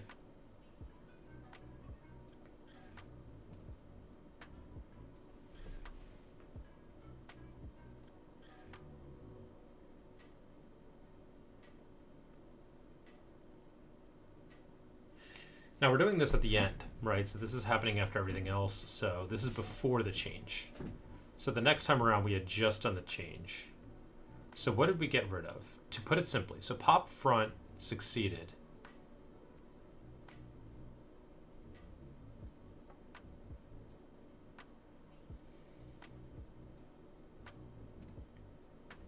Now J in this case...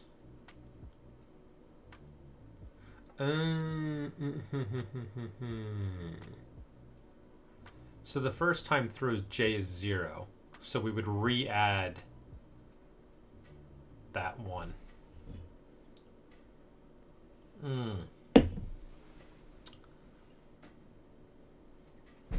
So if J, it should actually be if J is not equal to 0 and, or you could do, actually, can I do like,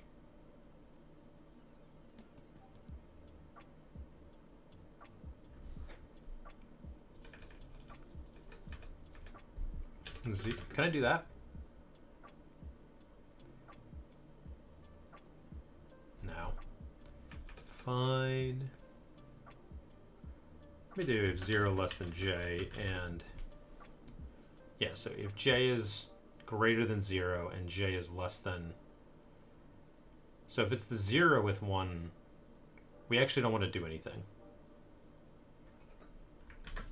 Let's try again. So at least there's that one bug at the beginning. Still haven't fixed the indentation. Now at least we should have fixed that first scenario.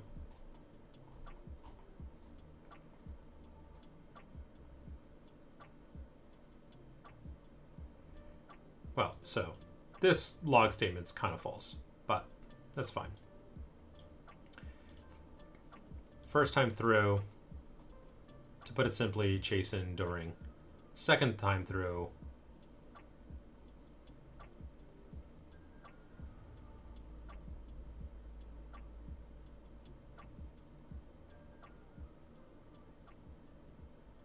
why is during there twice?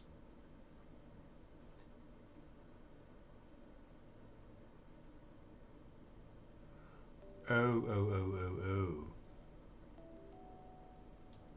Let me change this.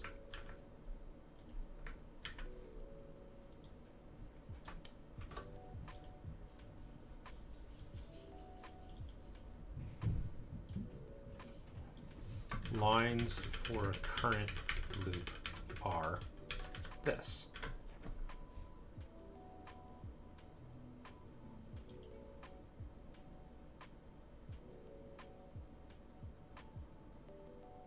So every time we just print them. I don't need to complicate this with whether or not we're inside that block.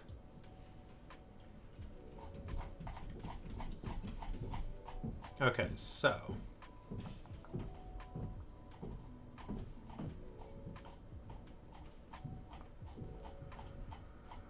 lots of scrolling. Okay, here we are. To put it simply, chasing during, sure. Then the second time through, to put it simply, chasing during. Right.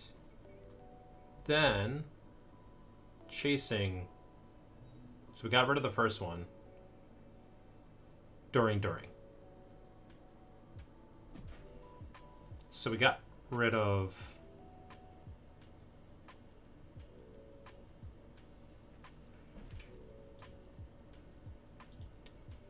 why would that be?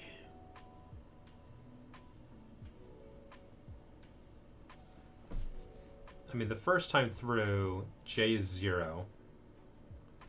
J is 1.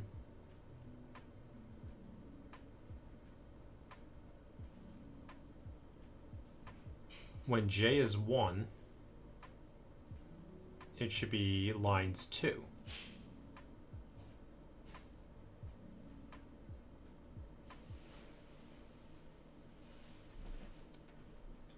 But that doesn't make any sense. Fine.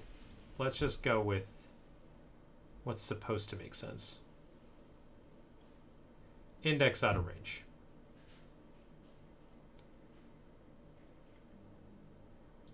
Fine. Let's just keep it crazy, right? None of this makes sense. I'm sure I'll figure it out, but so first time through, to put Jason Duran, Jason Duran Beachhead. I don't know why that works, but it does. Duran Beachhead Tist. I don't know why it would be j plus 2. That doesn't make any sense. Again, I guess maybe this is something where GD's script doesn't follow the same rules as Python, but I thought it would be zero-based. How is it not zero-based?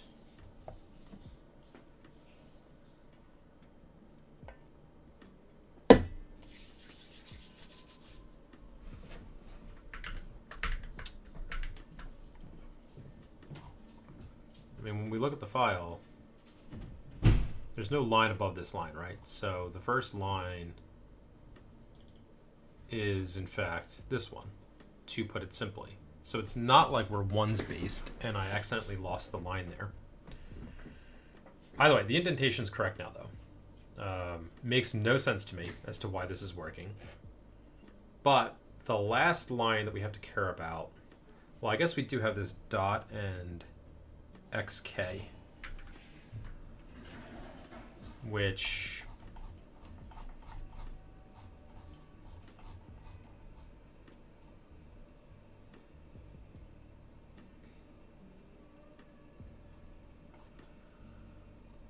I can't see it here. Well, I can. What I can do is I can.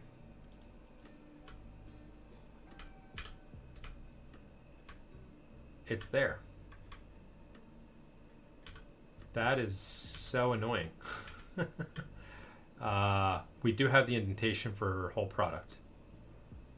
And I think that's all the indentations.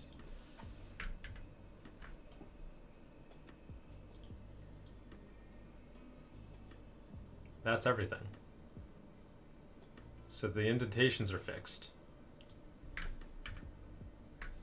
But what is going to eat at me and hurt my heart for so long is, why am I doing size -3, j plus 2? I've never had to do that before. It's usually off by 1, not this nonsense. I mean, I think this one's only true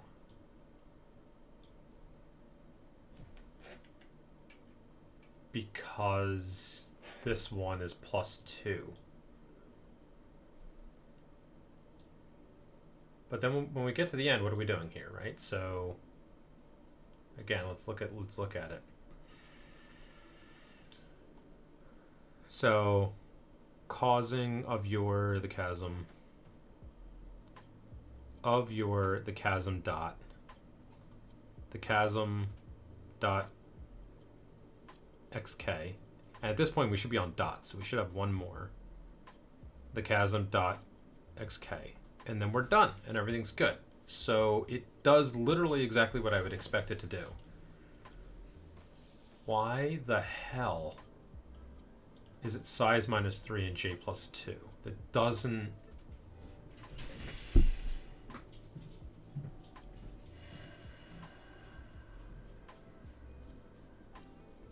I mean, I could make this a minus. At least at a minimum, that'll do the same thing. There's the camera. There we go.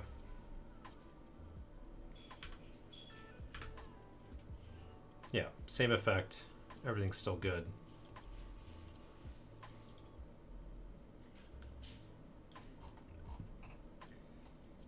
These last two look right.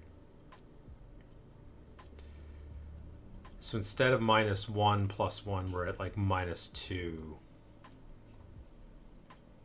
Still doesn't rub me the right way, but okay, fine. It works though.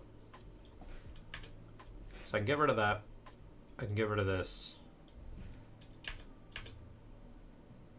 Cool.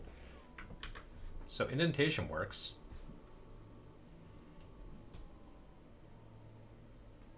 And this whole loop works for processing things correctly. It's not that complicated of a function.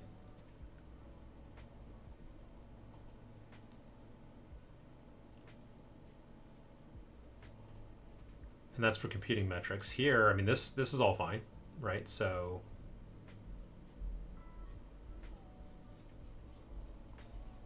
I don't know. Let me mark it as a new. Let me just confirm that it functionally would work. So I'll just say, like, look, it's a current line is new paragraph as well. And then what's the other thing? It's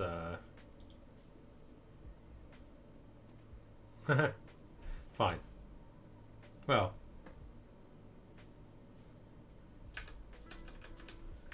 let's just see if that looks right. Yeah, that's a good gap. I'm happy with that. Doesn't look stupid. Sweet. And we'll do is title. True. So what would a title look like?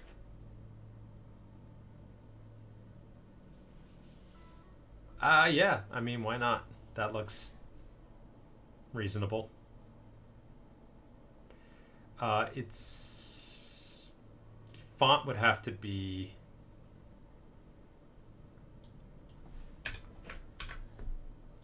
we would have to do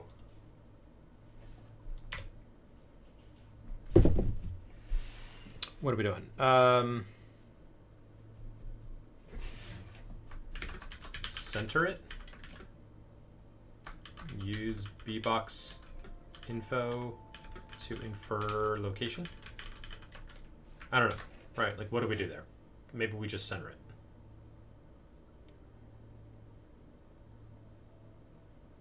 But I'm not going to worry about that for now. Can I... So this is close to being done. And hitting the goals that I was trying to hit for today. Let me double check my time. Oh, I'm good on time. Good.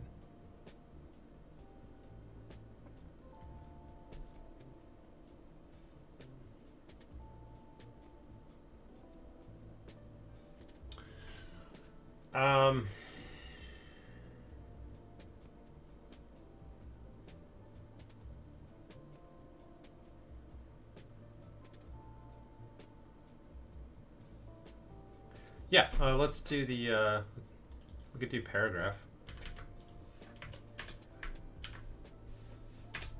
I assume this will work. I mean, this I could probably test in the field, live on the headset. So we'll do start Y. And that's probably just going to be the 1th number. I believe so. Yeah, we'll just do the start Y. Because on the bbox info, that should be this number here. And as we can see, I mean, obviously these numbers keep ticking up. Well, these numbers keep ticking up. These ones shouldn't. Yeah. Well, these ones have been drifting, so you can see like each one kind of drifts as it goes along. Is that true all the way down? Yeah, it's probably true all the way down. Oh, this is not... This is the angled one. Is that the one I'm using here? Yeah, I don't know where this one came from. But in any case, it is facing away because we can see, like, as we go down the page, the start X slowly drifts like 10 pixels at a time. Exactly 10 pixels at a time, pretty much, to the right. But the Ys should be much more noticeable. So here we're going down like more than 100 pixels. So that's like what, 140? Yeah. And then this one is 100. That one's 100. This one's more than 100, 140 again.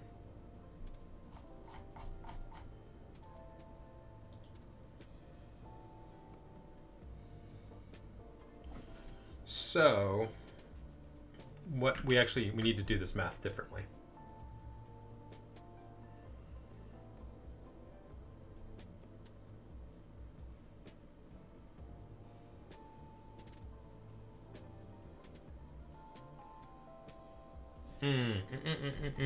Okay, this is gonna be different.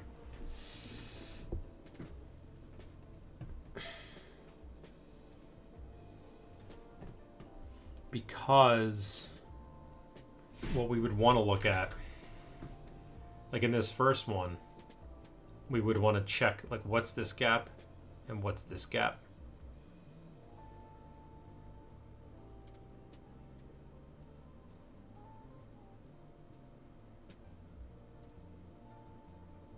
We don't care if we're the 0th.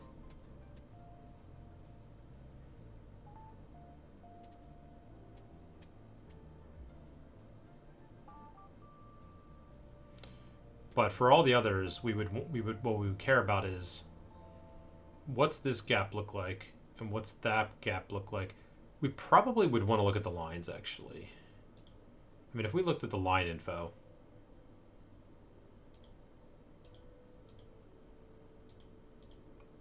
I always forget. There we go. Highlight line, not inline, not blank. I wish there was better terms. That's so confusing.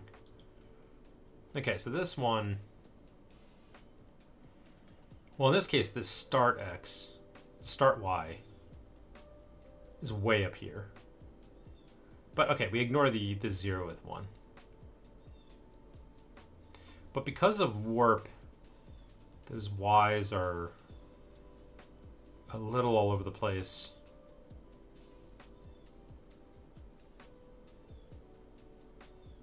This is why I was thinking we would start with the individual words. Yeah, I worry that with warping, there'd be too much noise in this data. So I think we go back to what I was saying with we compare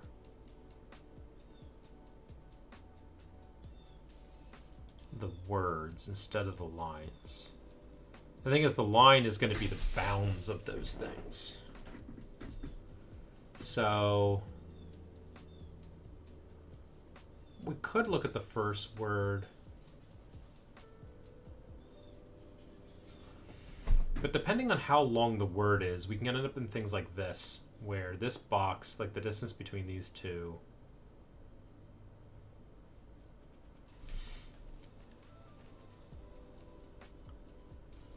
and then you got a word like this, a lowercase we is going to be... So what if I took the average of the top and the bottom to get the midpoint for the y and compare the distance between those midpoints? So that would basically be like drawing a line through the middle here and expecting, yeah, and then that would at least normalize it a little bit and then check that distance. Okay, but then we would basically say, again, we care about the current line. We could ignore it for 0.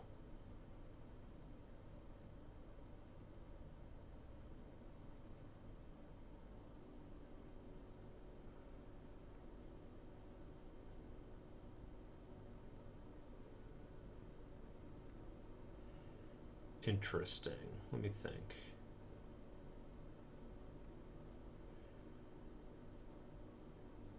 The first line couldn't be a new paragraph. We don't care about that. But the last one could be.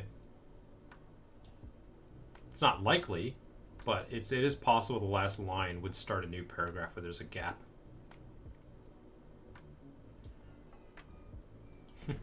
Can I find an example of that in this book that's in front of me?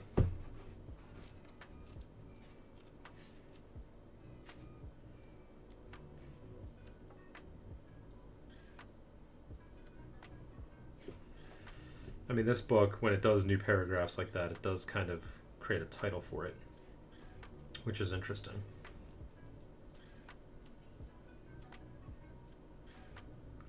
It does a bunch of different titling things.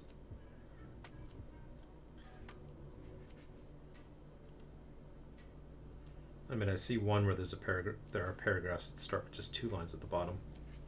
I'm not seeing ones with a single line.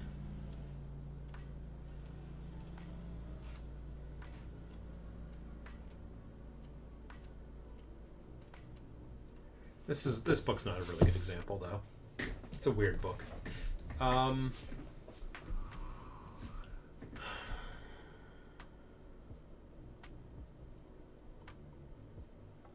right, let's ignore the edge cases for now.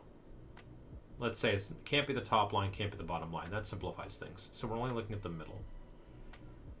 And we're saying, like, measure...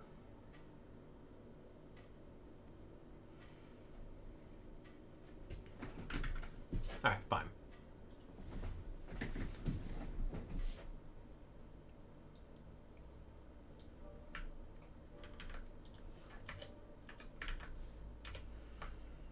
So we'll do assume start and end of page can't be new paragraphs. Let's just do that, and then we'll do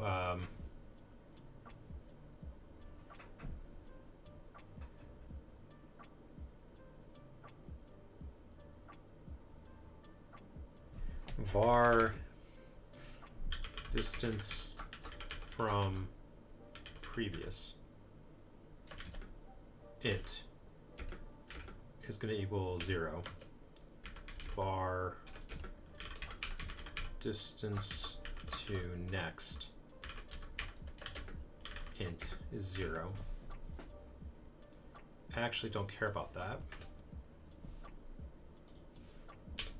And then we'll do if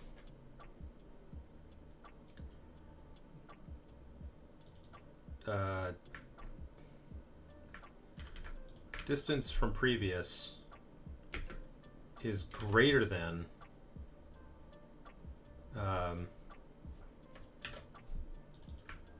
distance to next times 1.2, again 20%. Current line dot is new paragraph equals true. Let's just do that. So what we'll do is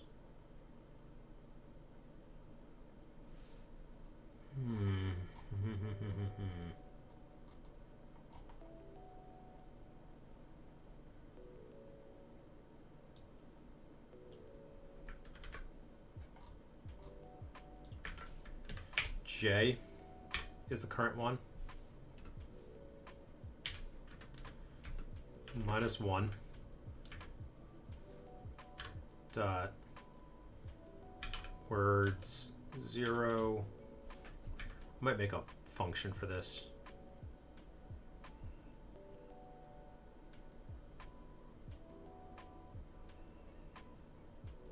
Because this is going to be ugly.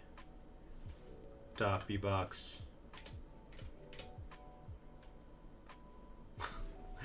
Oh god, this is so ugly.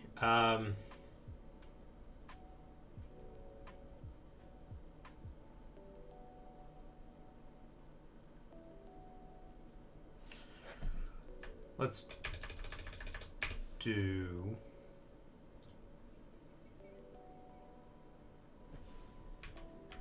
average y of this one.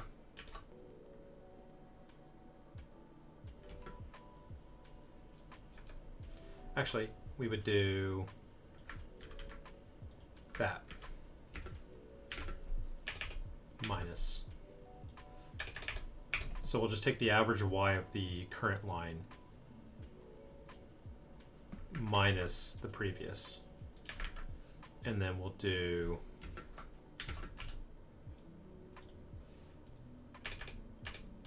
Again, we're never dealing with the last line, so that's okay. And then average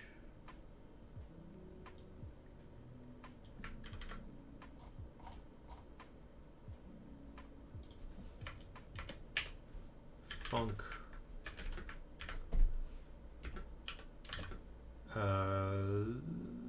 flipped.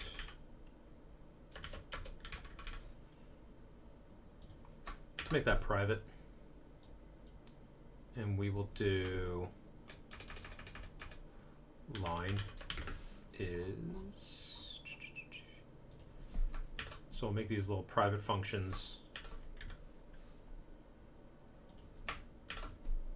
Don't be annoying, leave me alone. Okay, and then it's an OCR line.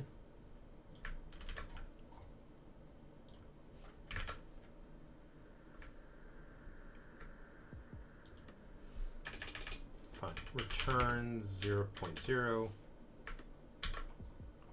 V, where's this V?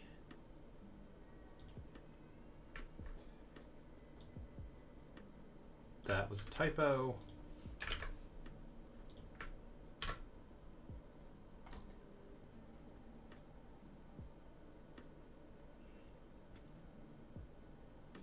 Not found in base self. It shouldn't be found in base self.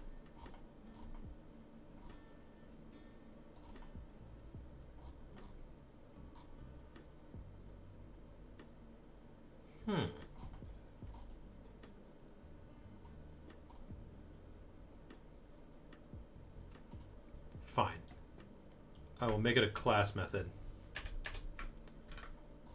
Just so it'll leave me alone.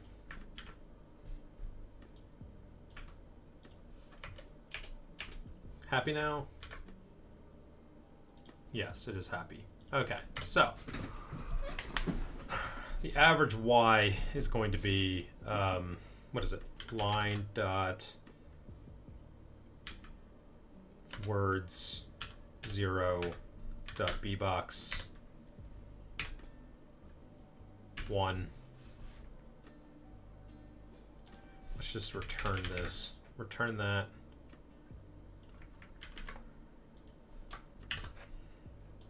Plus itself 3 divide 2. Again, it's ugly, so we'll make little comments. 1 and 3 in the bbox info are the start and stop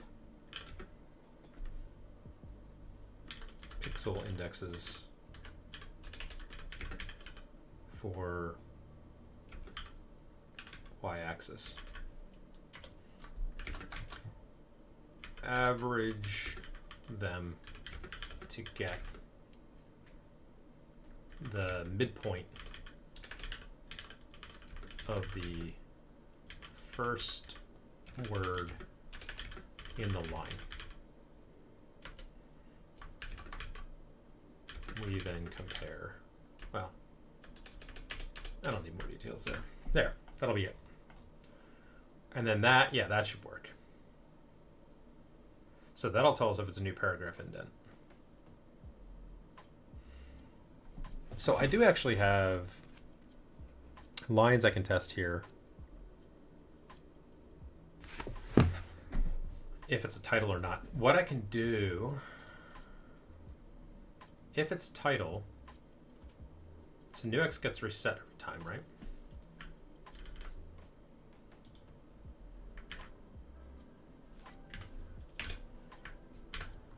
So if we're doing a title, then we'll just indent further and increase the font size. I think this will work.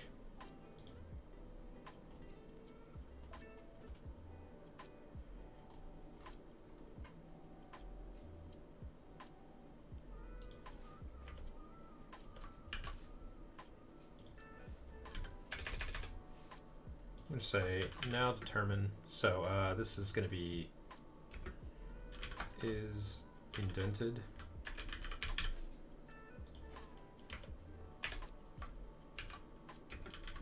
is new paragraph. See, I thought when I was going to do this, I was going to end up reusing the lines to compare, but I ended up not being able to do that. And then the last one is going to be is title.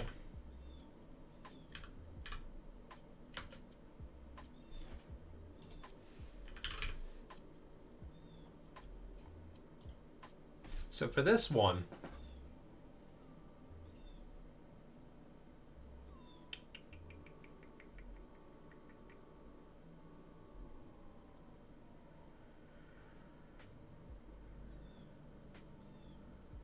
I mean, I guess I could do lines to compare here.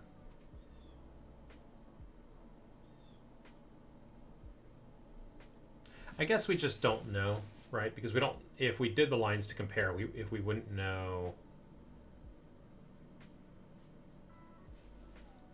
I mean, I guess it could be the 0th line to compare versus the second in the list, because that would always be true. That's true.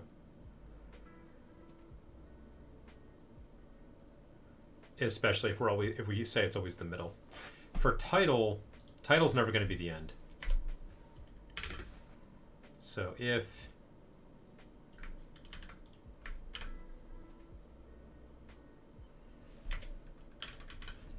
it's always going to be not the end, but it could be the first element.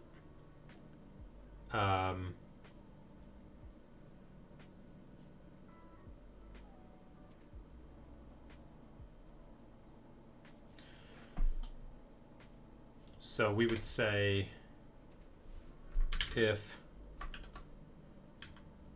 line height of the current line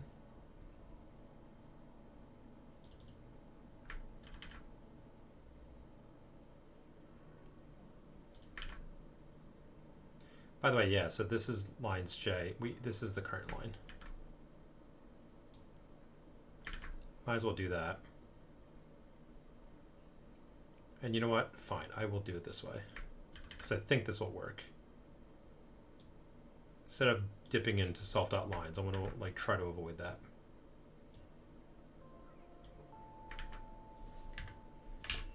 There. So if our line height is greater than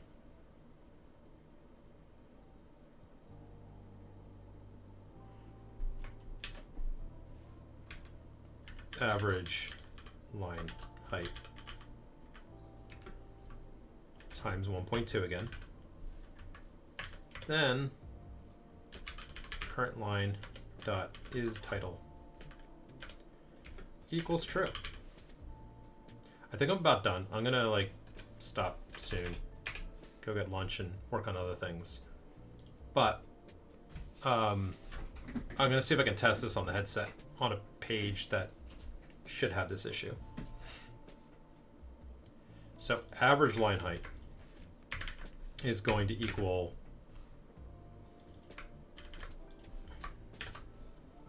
this is going to be a float, and that's going to equal line height plus line height divide 2, and that's going to be line height of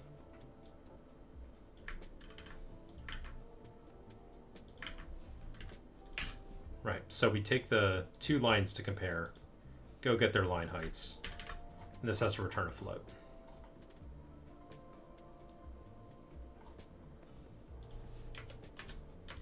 So we do func line height. The rest of this is all going to be the same. Right, and then we're going to return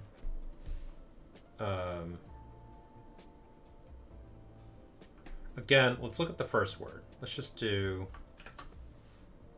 here, let me pull this in.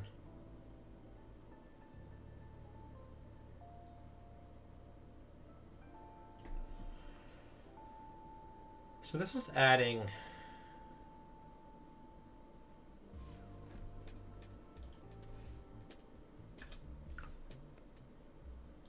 we would actually just do this.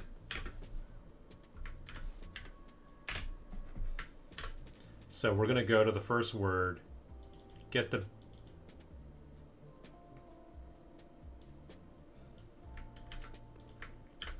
so 1 and 3 in the bbox info are these start and stop pixel indexes for the y-axis. Subtracting those from each other gets us a height. So we're going to get the line height that way. What are you complaining about?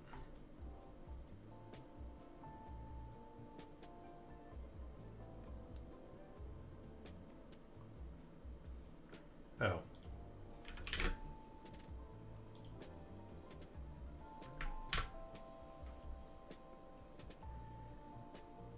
Couldn't find add. Okay, something syntactically wrong here.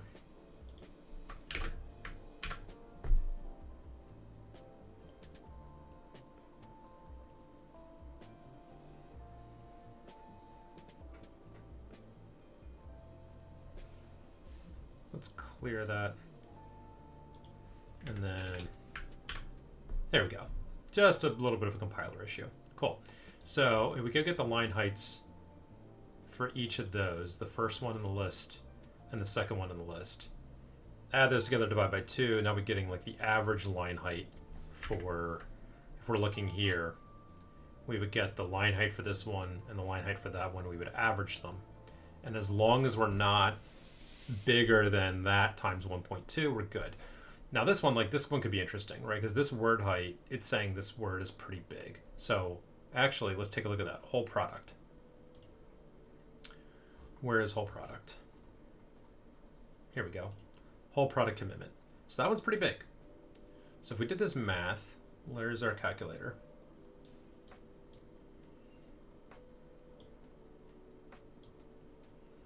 I do like it how it has this running history here. That's I haven't seen that before. That's pretty cool. So this one, guaranteeing. So we're gonna do 2635. Actually, no, we're not going to do that. It is going to be 2711 minus 2635. So 76. Line height here is 76.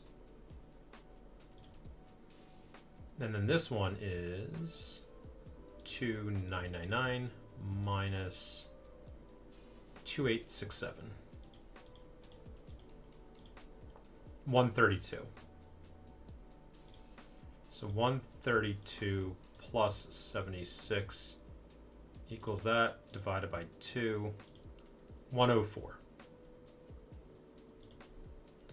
So 104 is the expected height. Now if we do the middle one here, the whole word, because this one's going to be bigger, 2882 minus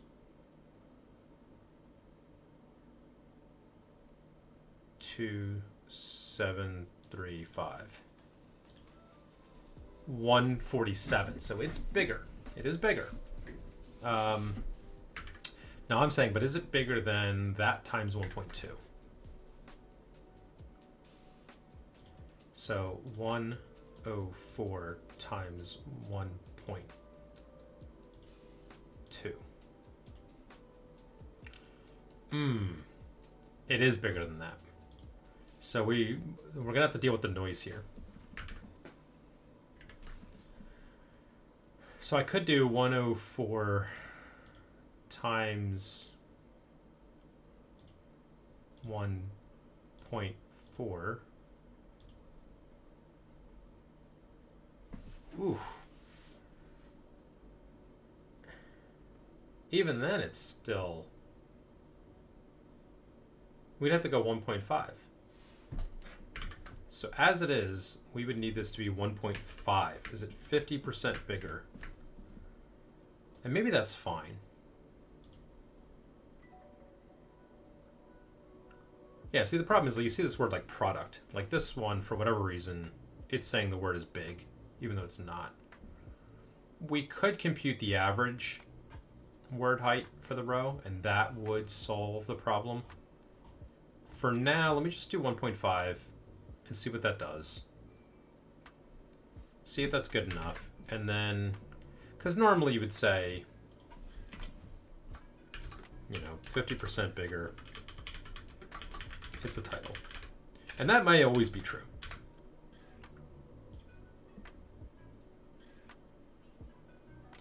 Damn it.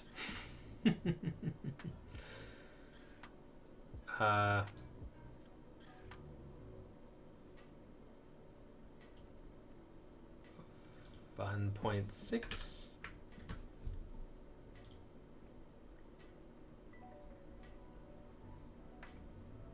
Why do we have these new line breaks everywhere? Is new paragraph. Okay, let's go 1.4. Though, so that might have some noise too. I thought I tested it, but maybe I didn't. Okay, it's still saying that that's a title. Hold on. Let's go 1.3. Again, that's just a tunable number I can use.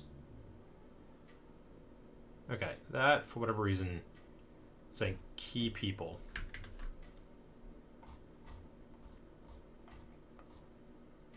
So, this is not the same one, but for whatever reason, key. K-E-Y, key people. So that is 130. This one is 80. And this one is 80 about? 40, 80. This one's 80. This one is not quite 80. It's actually more like 70. So we're talking about like 75. Don't do that. So we're talking about like 75 times 1.5. So 112. This one is 130 something. Yeah. So that explains why. I don't know. If I crank this up to 1.7, maybe.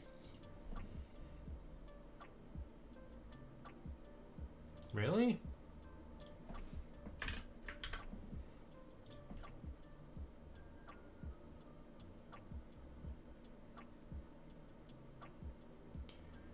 That solved it, but why the hell do I have extra new paragraphing?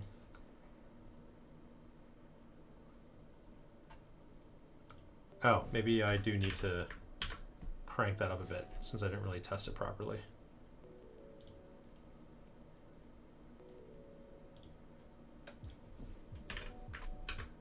What makes those go away?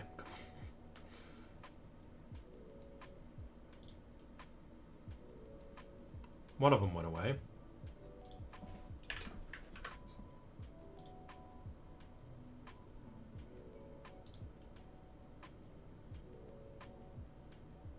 Really?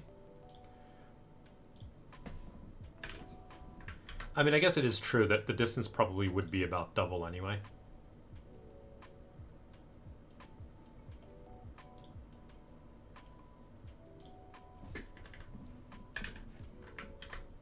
If it was a new paragraph.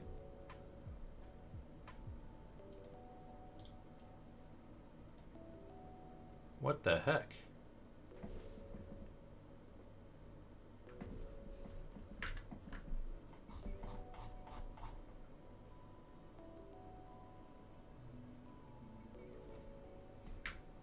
We are looking at the first word. Again, it's not this page, it's a different page.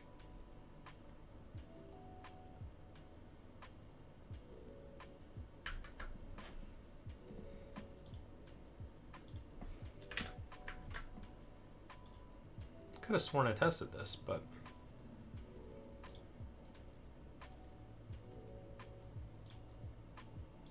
really? 2.1. Let's go 2.1. Let's get crazy.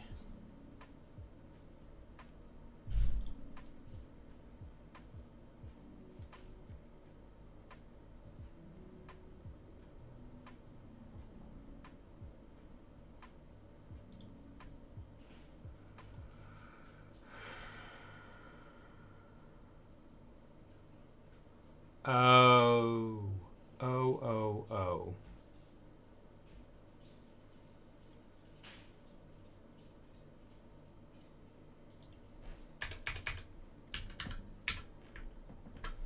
I know why.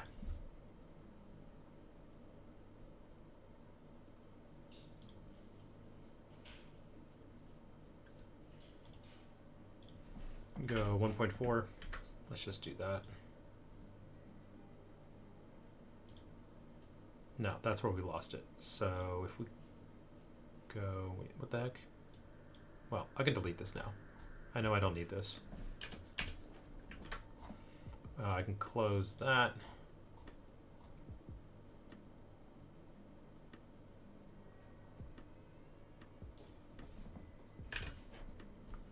Um, 5.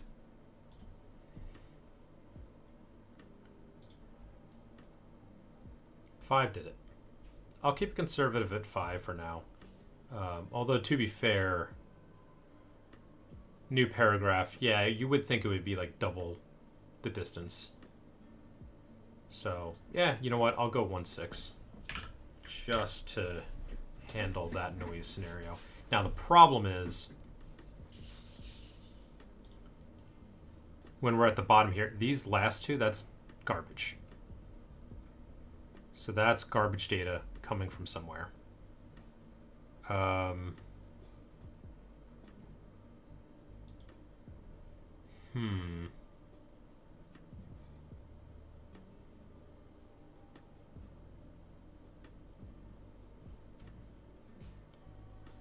Yeah, again, I don't have the... Wait, do I have the Hawker? I do have the Hawker for that, right?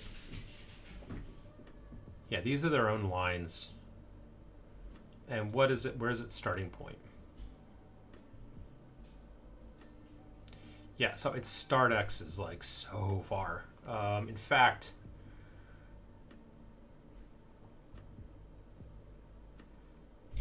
the line, if you look at the previous line, it ends at like 2400. This one is to the right of where the previous one ends. This one isn't. But they're still way off.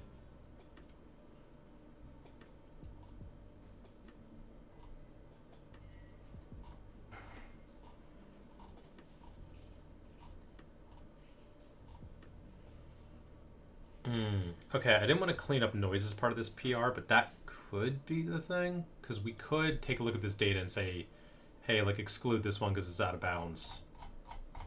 Exclude this one because it's out of bounds. Because these will cause problems, right? Like this one will prevent this from being indented. In fact, it may even cause this one to be indented. Because we would look at this previous line and say, oh, well, this starts all the way to the left. So per line, we may have to remove characters from lines that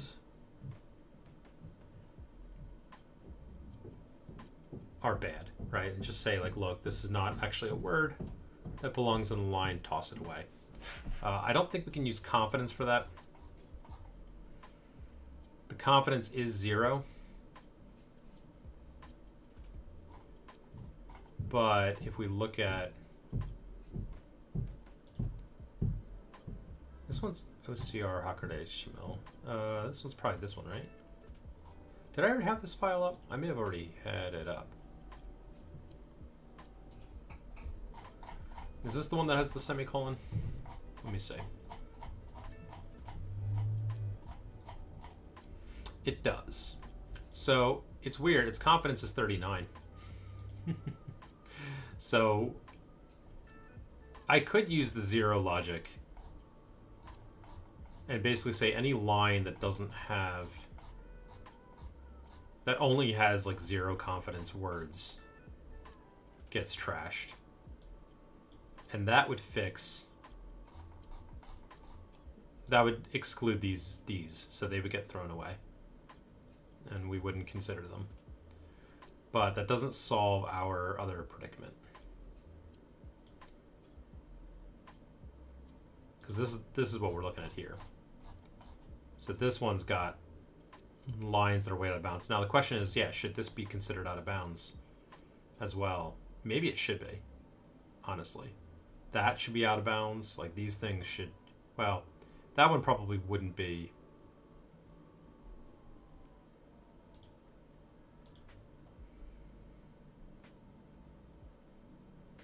Let's start with the more important things, like this one.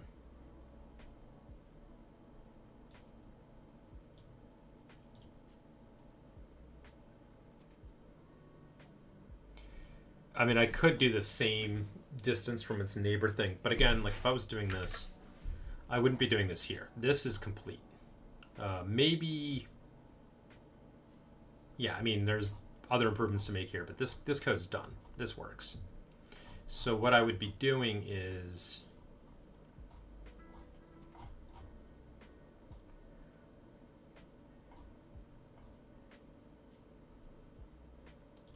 get OCR line.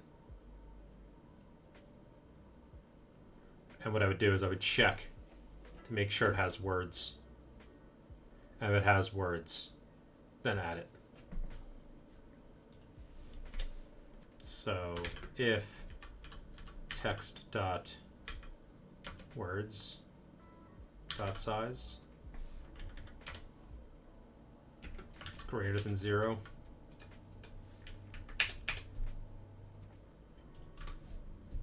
so if it's got words, then we add it to the page.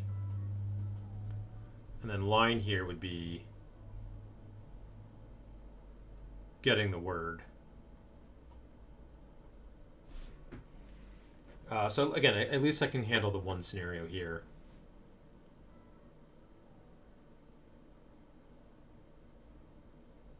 We should always return the line. But we could do, we get the word.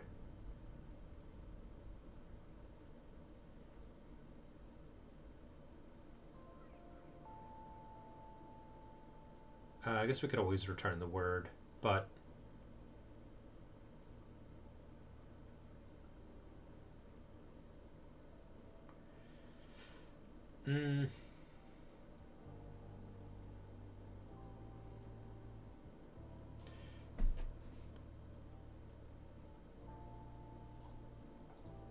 maybe I just score the line. Do I have a score here somewhere?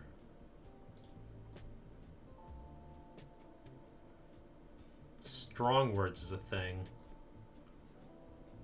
But am I using strong words anymore? Okay, we get its score. So for a word in words. Okay, actually, yeah, I could use the score. If it doesn't have any score.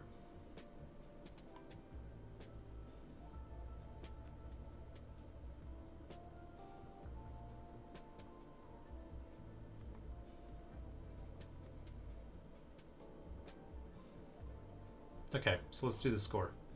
Let's just, yeah, use scoring for this. I already had the whole scoring set up. So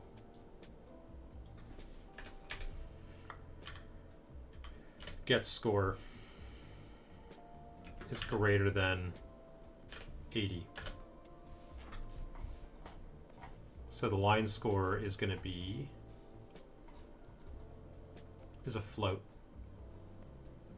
It's going to return line words that size, strong words that size. That's the score. What about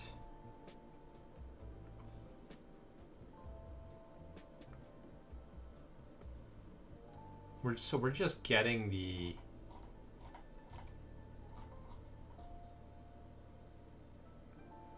an integer. We're just the score.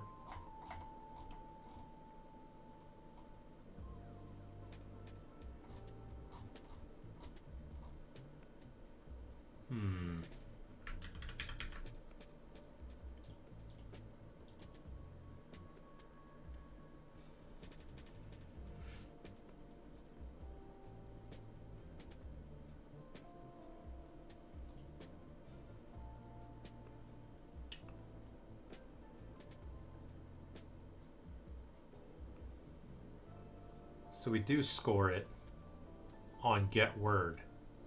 We don't use that score.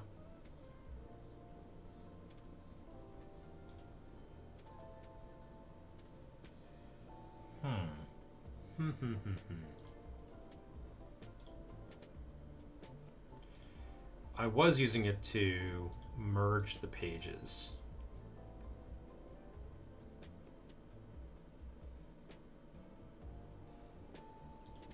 And that's just to say whether or not the page is better than the old page.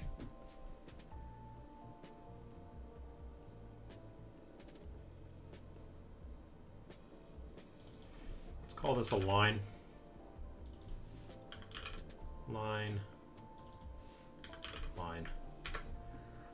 Text doesn't make sense. Get score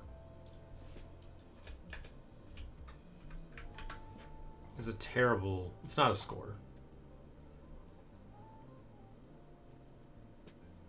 This is the word score. We actually are getting word score here, but we're not using it anywhere. Like, we get it. And I guess words do have a score.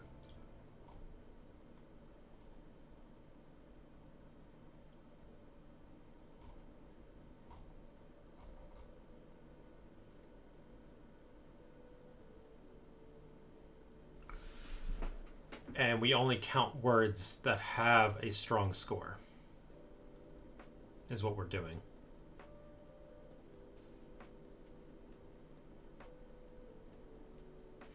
Okay. So what I'll just say is, like, look, if we have at least one strong word, have at least one strong word, we should refactor. Get score isn't a score. All right, I'll get to that. Fine. So if the line actually has a score, keep saying that over and over again, then we'll add it. So that solves the one issue. Now what about our other issue? I think I need to stop soon. I think I'm like really running out of gas here. I am good for another hour, but yeah, I do need to get other work done. I did want to finish this though. So if we've got the semicolon scenario, it can't go off the score there. It's a 39. I love how this is a 0. These are zeros, even though those are perfectly correct.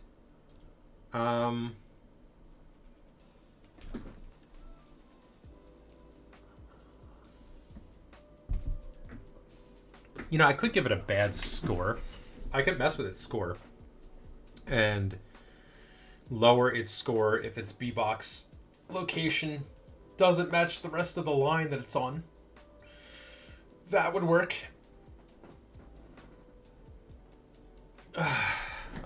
Excuse me.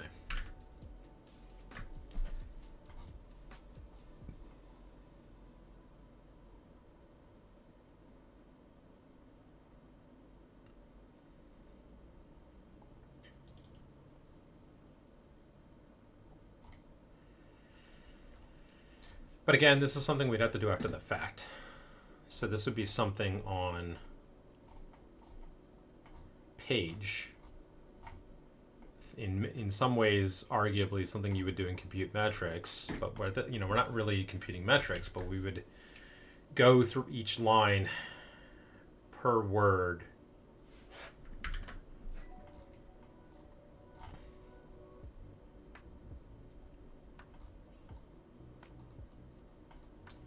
Get score. Okay, well, when do we do the score here?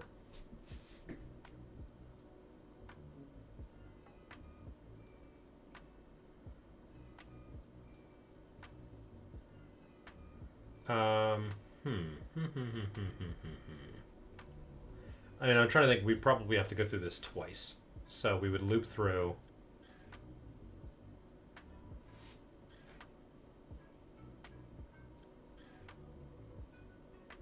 And again, would I need to I'd have to for range I compare to neighbor. I don't want to do neighborhood comparison. But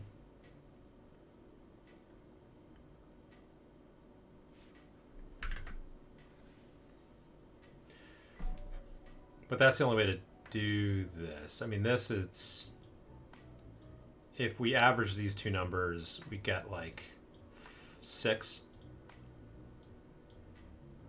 Average those two numbers, we get 50-ish. Like 50 something. These two numbers, we get like 85. So 50 something, that's 30 away. This is 50 away. So in this case, like this is like 50 away, X-wise. This one's not. Really? That seems like it should be 15. Okay, like 80 something. But still, like this is 6 to 50, 55. Well, I guess, yeah. So it's like 50 away versus being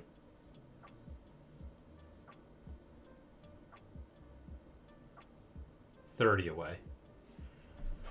That just doesn't seem right. It seems like the distance from here to here is not... That's 30.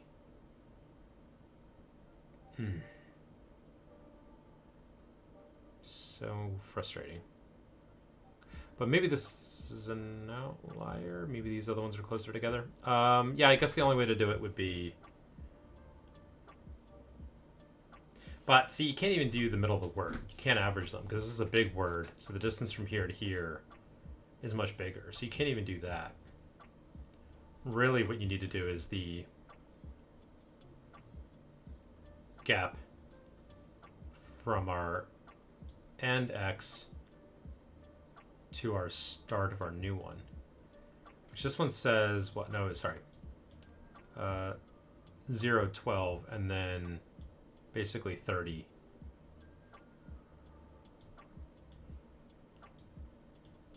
And then that one's more like 7 or 8. Which would measure that gap.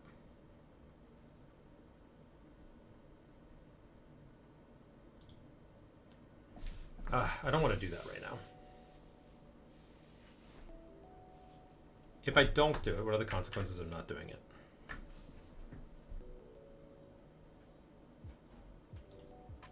I guess the consequences is this, right? Where we would treat it as a new paragraph. But I think I already have it where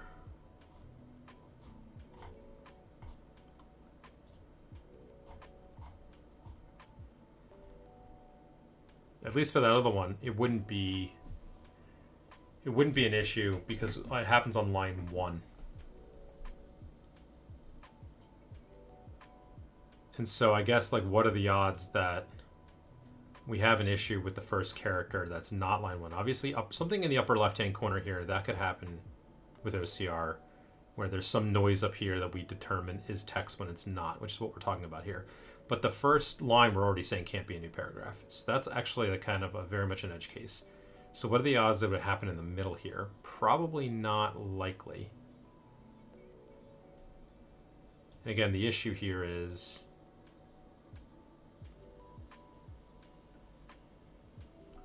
Okay, I'm going to say it's not a problem. If I refresh this now, have we fixed that problem at the bottom? I thought we did. I never tested it. Yeah, we did. All right, let me put on the headset. Let's confirm this looks good for a different page.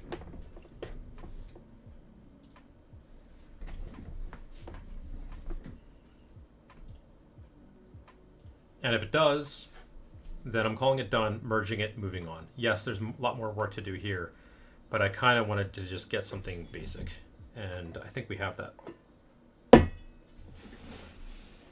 Switch from coffee to water.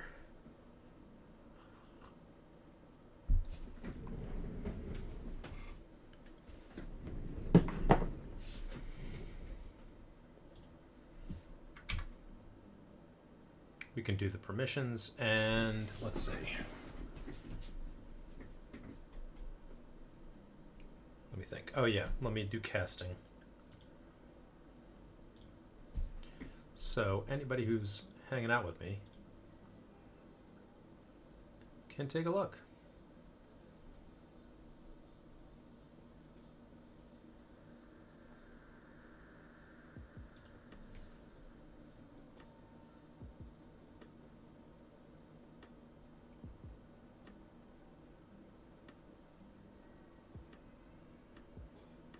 Still installing, it's thinking. There we go. Permissions, device, cast. All right.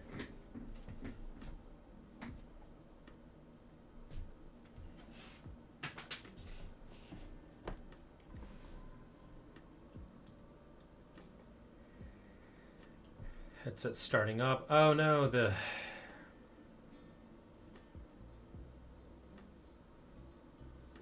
we're gonna have like HUD issues. All right, let's turn that down. What I should do is run this here. And let's drag this over here, and we will go to 3D, and we can take that, and let's go back.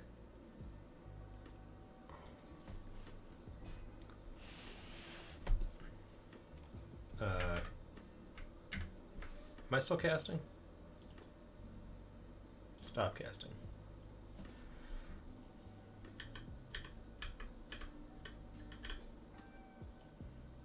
Not that it matters, but I'll probably just undo the code change anyway. But let's send it back to where it belongs. Project settings, we'll turn off debug mode.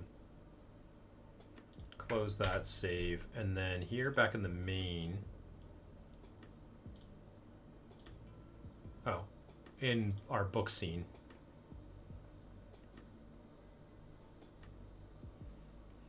So what did I do on debug HUD? Okay, yeah, I did remove it. So we are going to remove that script, and we're going to add our page text script. So that's attached now. And now let's go put it on the headset. And we'll get the permissions set up, and I'll do casting, but after we deploy the code, because if we cast before deploying the code, then it'll run VR before we can do permissions, which will fail to get the cameras, which means I have to restart the app, which then means we lose debugging. So then the app works, but I can't see logs, which is real freaking annoying. So, silly order of operations, but it's how it goes sometimes.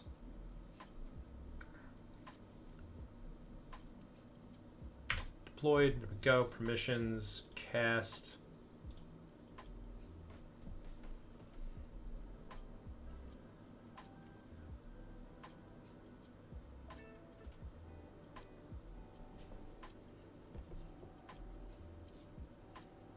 There we go. All right, let me find a page. That's going to be a good one for this. Here we are. This one's got everything.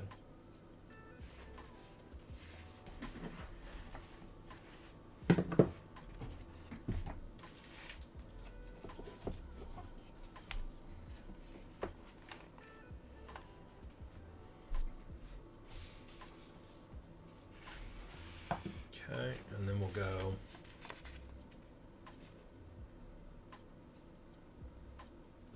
You know, we lost our... Because I disabled things, right? This is what happens when you disable things. We lost our HUD. Book too far away. Okay.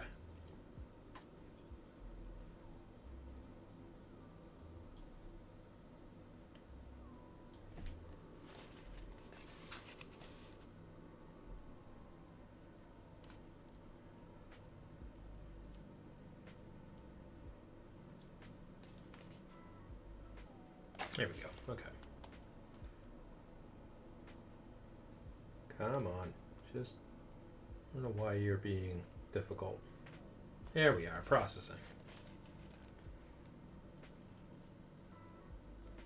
By contrast, the early image. Okay, well, because we did the first 10% of the page, that got all confused. But once it does more OCR, it might then fix that. Let's give it a moment.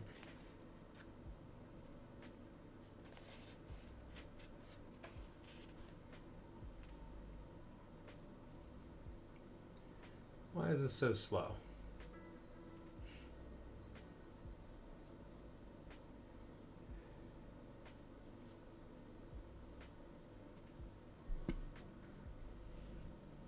What does it say in the logs?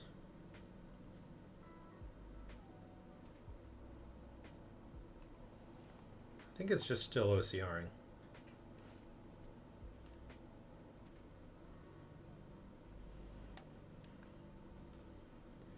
Is it gonna finish?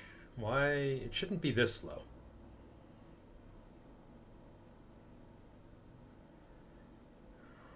Existing, blah, blah, blah.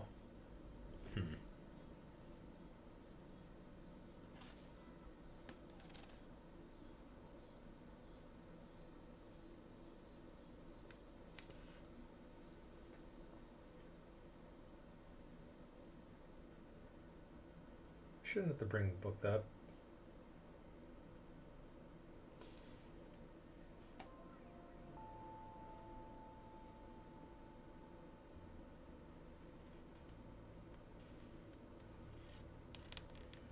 I don't remember it being this finicky.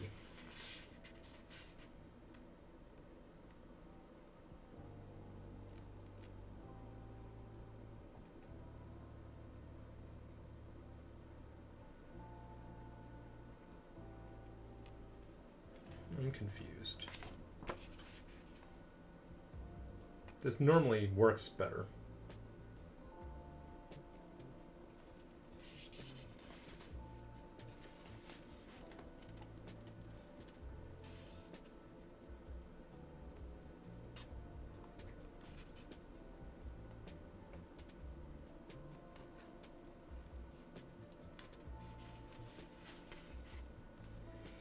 Okay, let me reset.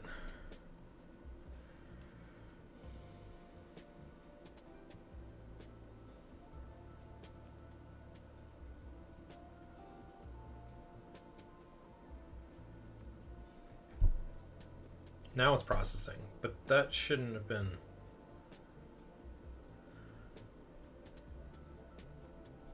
All right, let me try quitting it, launching it again.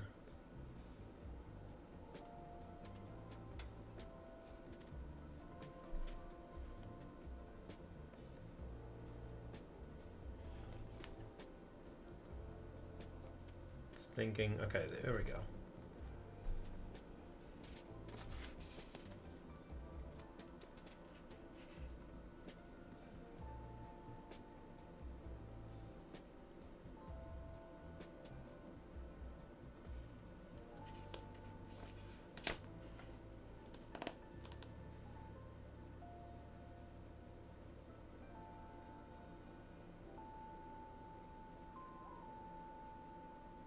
Huh?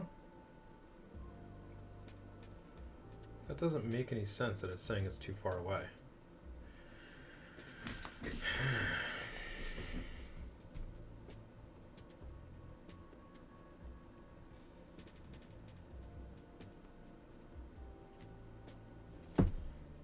I don't understand why this isn't working right now. Alright, well, I guess we'll just leave it on that cliffhanger. I assume there's a tiny bug somewhere. I could go through the logs and figure out what it is. But yeah, that text should at least validate for me a couple of things. I will say, obviously, we know when we try to OCR just like a couple of lines. So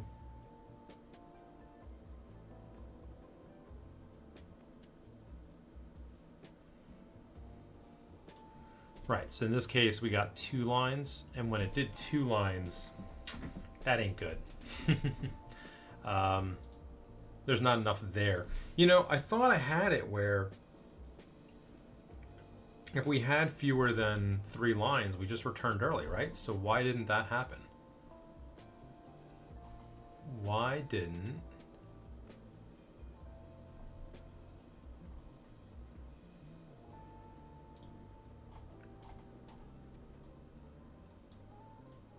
Yeah, if line size is less than 3, don't compute any metrics, which means everything would have defaulted to false. So these should have all been false. Then why did we end up doing like a bigger font size and things? Somehow we said it was a paragraph. So yeah, I don't know. I'll have to take a look, debug that, figure it out. But that will happen off stream, and I will probably be streaming again come Monday. So thank you for hanging out with me, and chat soon.